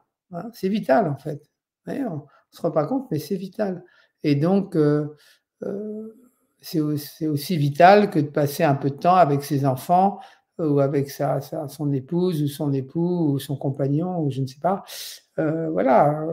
régulièrement, vous voyez. Donc, belle méditation qui fait un bien fou en plus, qui fait énormément de bien et qui nous prépare, si vous voulez, aux méditations de non-dualité. Hein, et là, il y a beaucoup plus, hein, bien sûr. Là, on a fait ce soir, on a donné un petit peu, hein, mais il y a beaucoup, beaucoup plus à pratiquer, à dévoiler. Et c'est dans le stage, justement, qu'on va le faire. Et puis, peut-être parler aussi, Didier, de cette masterclass. Donc là, c'est vrai que j'ai enregistré avec une qualité professionnelle un cours complet sur l'éveil quantique. Il y a à peu près une vingtaine de vidéos, des méditations guidées en audio, en vidéo, et une guidance, vous voyez, pour avancer, quoi, un programme, autrement dit, d'études. Mais malheureusement, là, c'est pas encore prêt. Ça sera prêt dans un mois ou un mois et demi. Et donc, Luminam vous avertira quand ça sera prêt. Voilà, c'est un cours complet sur le sujet. Alors, évidemment, l'idéal, c'est d'être ensemble. Hein. Quand on peut être ensemble, c'est encore mieux. Mais bon, au moins, déjà, en distanciel, c'est aussi possible. Voilà, donc Mireille qui dit être déjà bien avec soi, c'est bien avec les autres. Alors, le Bouddha avait une formulation, il disait si vous cherchez une personne plus digne de votre amour que vous-même, vous n'en trouverez pas. Si vous cherchez une personne plus digne de votre amour que vous-même, vous n'en trouverez pas. Donc c'est vous qui êtes le plus digne de votre amour. Quiconque s'aime lui-même ne fera jamais de mal à autrui. Et ça, vous savez, ça a été une grande révélation pour moi quand j'ai rencontré le bouddhisme, parce que avant, je lisais beaucoup Victor Hugo et des écrivains chrétiens. Et souvent, dans les écrivains chrétiens, vous avez l'idée qu'il faut s'oublier soi-même pour être au service des autres. Et que prendre soin de soi-même, ça sera égoïste un peu. Et alors que prendre soin des autres, par contre, c'est l'altruisme. Voilà. Et quand j'ai rencontré le bouddhisme avec le Dalai Lama, avec son grand sourire jusqu'aux oreilles et son caractère un peu facétieux et pétillant, hein, qui disait, eh bien moi, disons que prenez soin de vous-même, c'est la meilleure façon de prendre soin des autres, et en fait c'est la même chose. Et bien là, je me suis dit, ah tiens, mais c'est complètement différent, c'est fou de formuler ça comme ça. Et j'ai trouvé ça génial en fait, parce que et ce lien très intime qu'on fait dans le bouddhisme entre son propre bonheur et le bonheur d'autrui. Donc voilà, c'est bien que Mireille l'ait réalisé et être bien avec les autres. Ouais, c'est être bien avec les autres. Voilà. Donc l'idée, si je te suis bien, c'est on pourrait dire c'est aller connecter son soi, son âme, son être. Est-ce que c'est ça un petit peu ce que tu veux Oui, mais gentiment nous amener?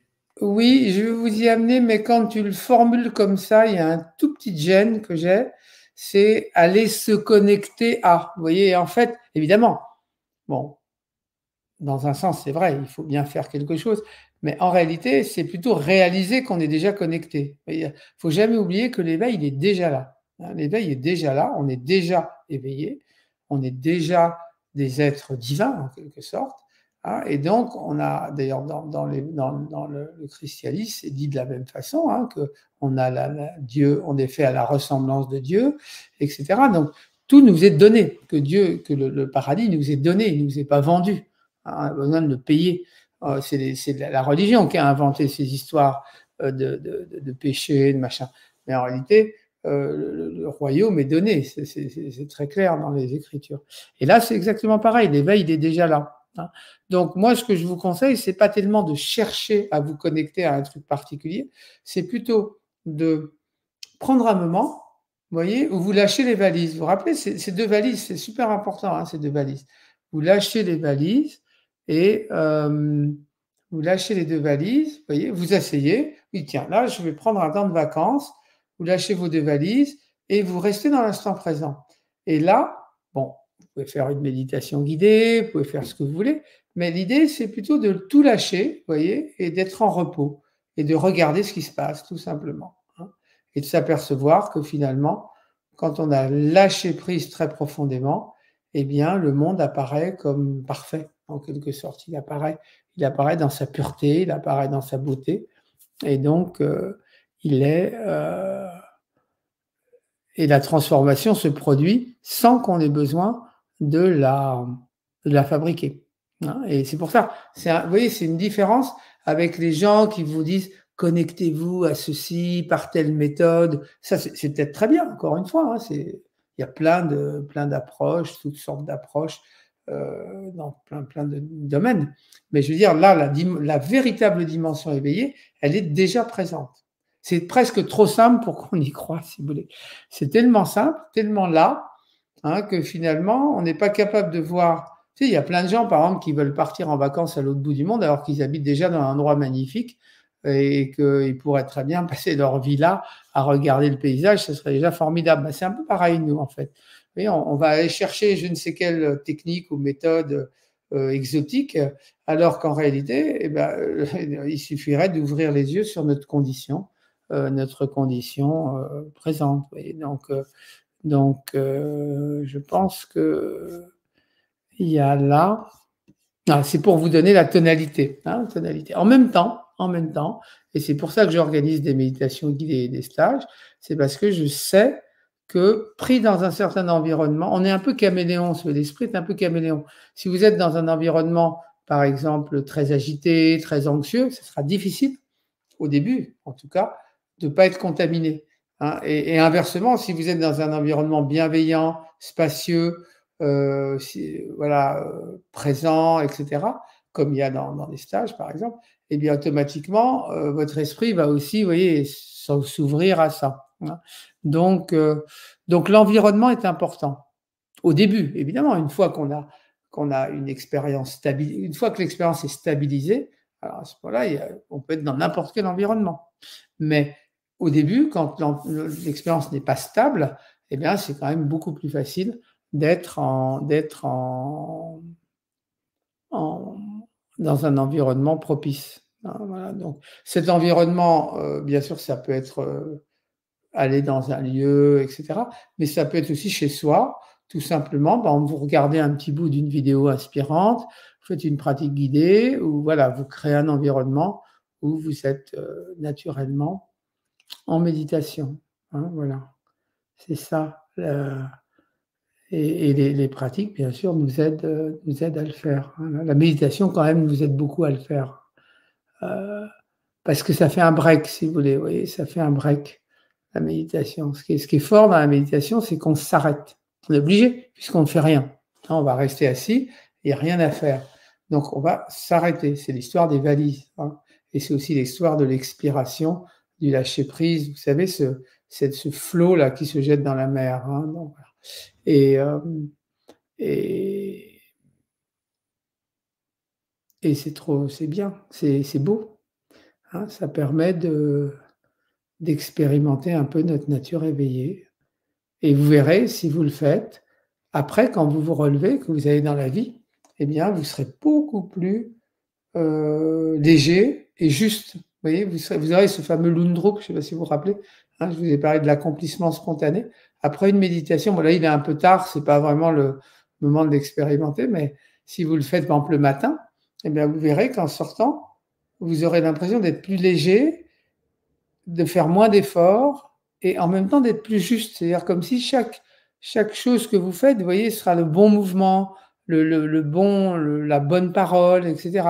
Les choses se présenteront d'une façon très juste, très féconde. Hein. Alors que regardez, dans la vie, de nombre de fois, on a l'impression de pédaler un peu dans la choucroute ou de brasser du vent. Hein, on téléphone, on s'agite et puis en fait, on n'accomplit rien.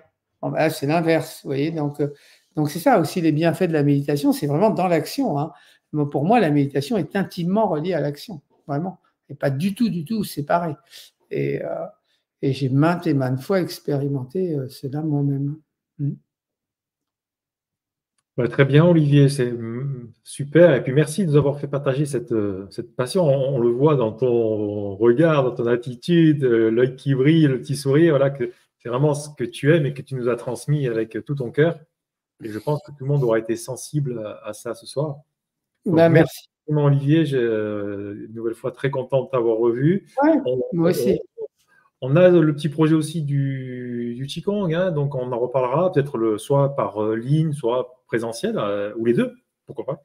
Oui, moi je pense qu'on pourrait imaginer une journée ou un week-end, tu vois, par exemple à l'automne, méditation et Qigong, tu vois, méditation, éveil et Qigong, donc tout à la fois, hein, avec des enseignements un peu comme ceux qu'on partage là, mais en plus en profondeur, plus de méditation guidée, et puis cet élément donc aussi d'énergie de connexion au Qi dans les mouvements de la vie, et voilà, pour avoir un ensemble. Parce que moi, vraiment, ce Qi, pour moi, ce Qigong, là, ce XPO, ça me permet de maintenir l'expérience, si tu veux, tu vois, dans les mouvements. Par exemple, je vais marcher dans la vie, je sais pas, même quand je suis en conférence, quelquefois je suis debout, et ben j'ai ces mouvements-là, et ça donne un rayonnement complètement différent. On n'est plus dans l'effort, dans la crispation, on est dans l'énergie. Et ça, c'est très beau, vraiment, de pouvoir l'expérimenter aussi. Enfin, voilà, il y a des beaux projets en perspective. Ok, super, Olivier. Voilà, donc merci à tous les amis, pour tous ceux qui sont restés éveillés jusqu'à maintenant, et qui ont tenu le coup. Olivier, je te laisse le mot de la fin. Et mes chers amis, voilà, donc on vous embrasse tous, on vous remercie de votre présence. En replay, bien sûr, dès la fin, dès qu'on raccroche, c'est en replay sur YouTube, sur Facebook. Et puis Olivier, ben, à toi le mot de la fin. C'est sûr, donc ça va être une vidéo YouTube, c'est ça? Alors YouTube et Facebook, les deux. C'est du Minam, donc c'est sur la chaîne du Minam, la chaîne YouTube, le Luminam, effectivement, et mon Facebook, donc Didier Gasto. D'accord, oui, ça, ok. Voilà, et puis je te le ferai suivre en lien, bien sûr, si tu veux le partager aussi. Alors, d'accord, bah, écoute, le mot de la fin, il va être très simple, c'est qu'il n'y a rien de plus merveilleux que de découvrir sa vraie nature. C'est vraiment, je pense, dans cette vie, pour le moment de la mort, pour la mort de nos proches, pour cette vie, pour tout le cycle, à tout moment, c'est, disons, le joyau, on pourrait dire, qui est toujours là et qui a rien de plus précieux que de se tourner vers lui, tout simplement. On pourrait dire que c'est comme un joyau qui exauce tous les souhaits. Donc, je vous souhaite une très belle découverte de votre vraie nature. Merci Olivier, je t'embrasse. À très vite. À très vite.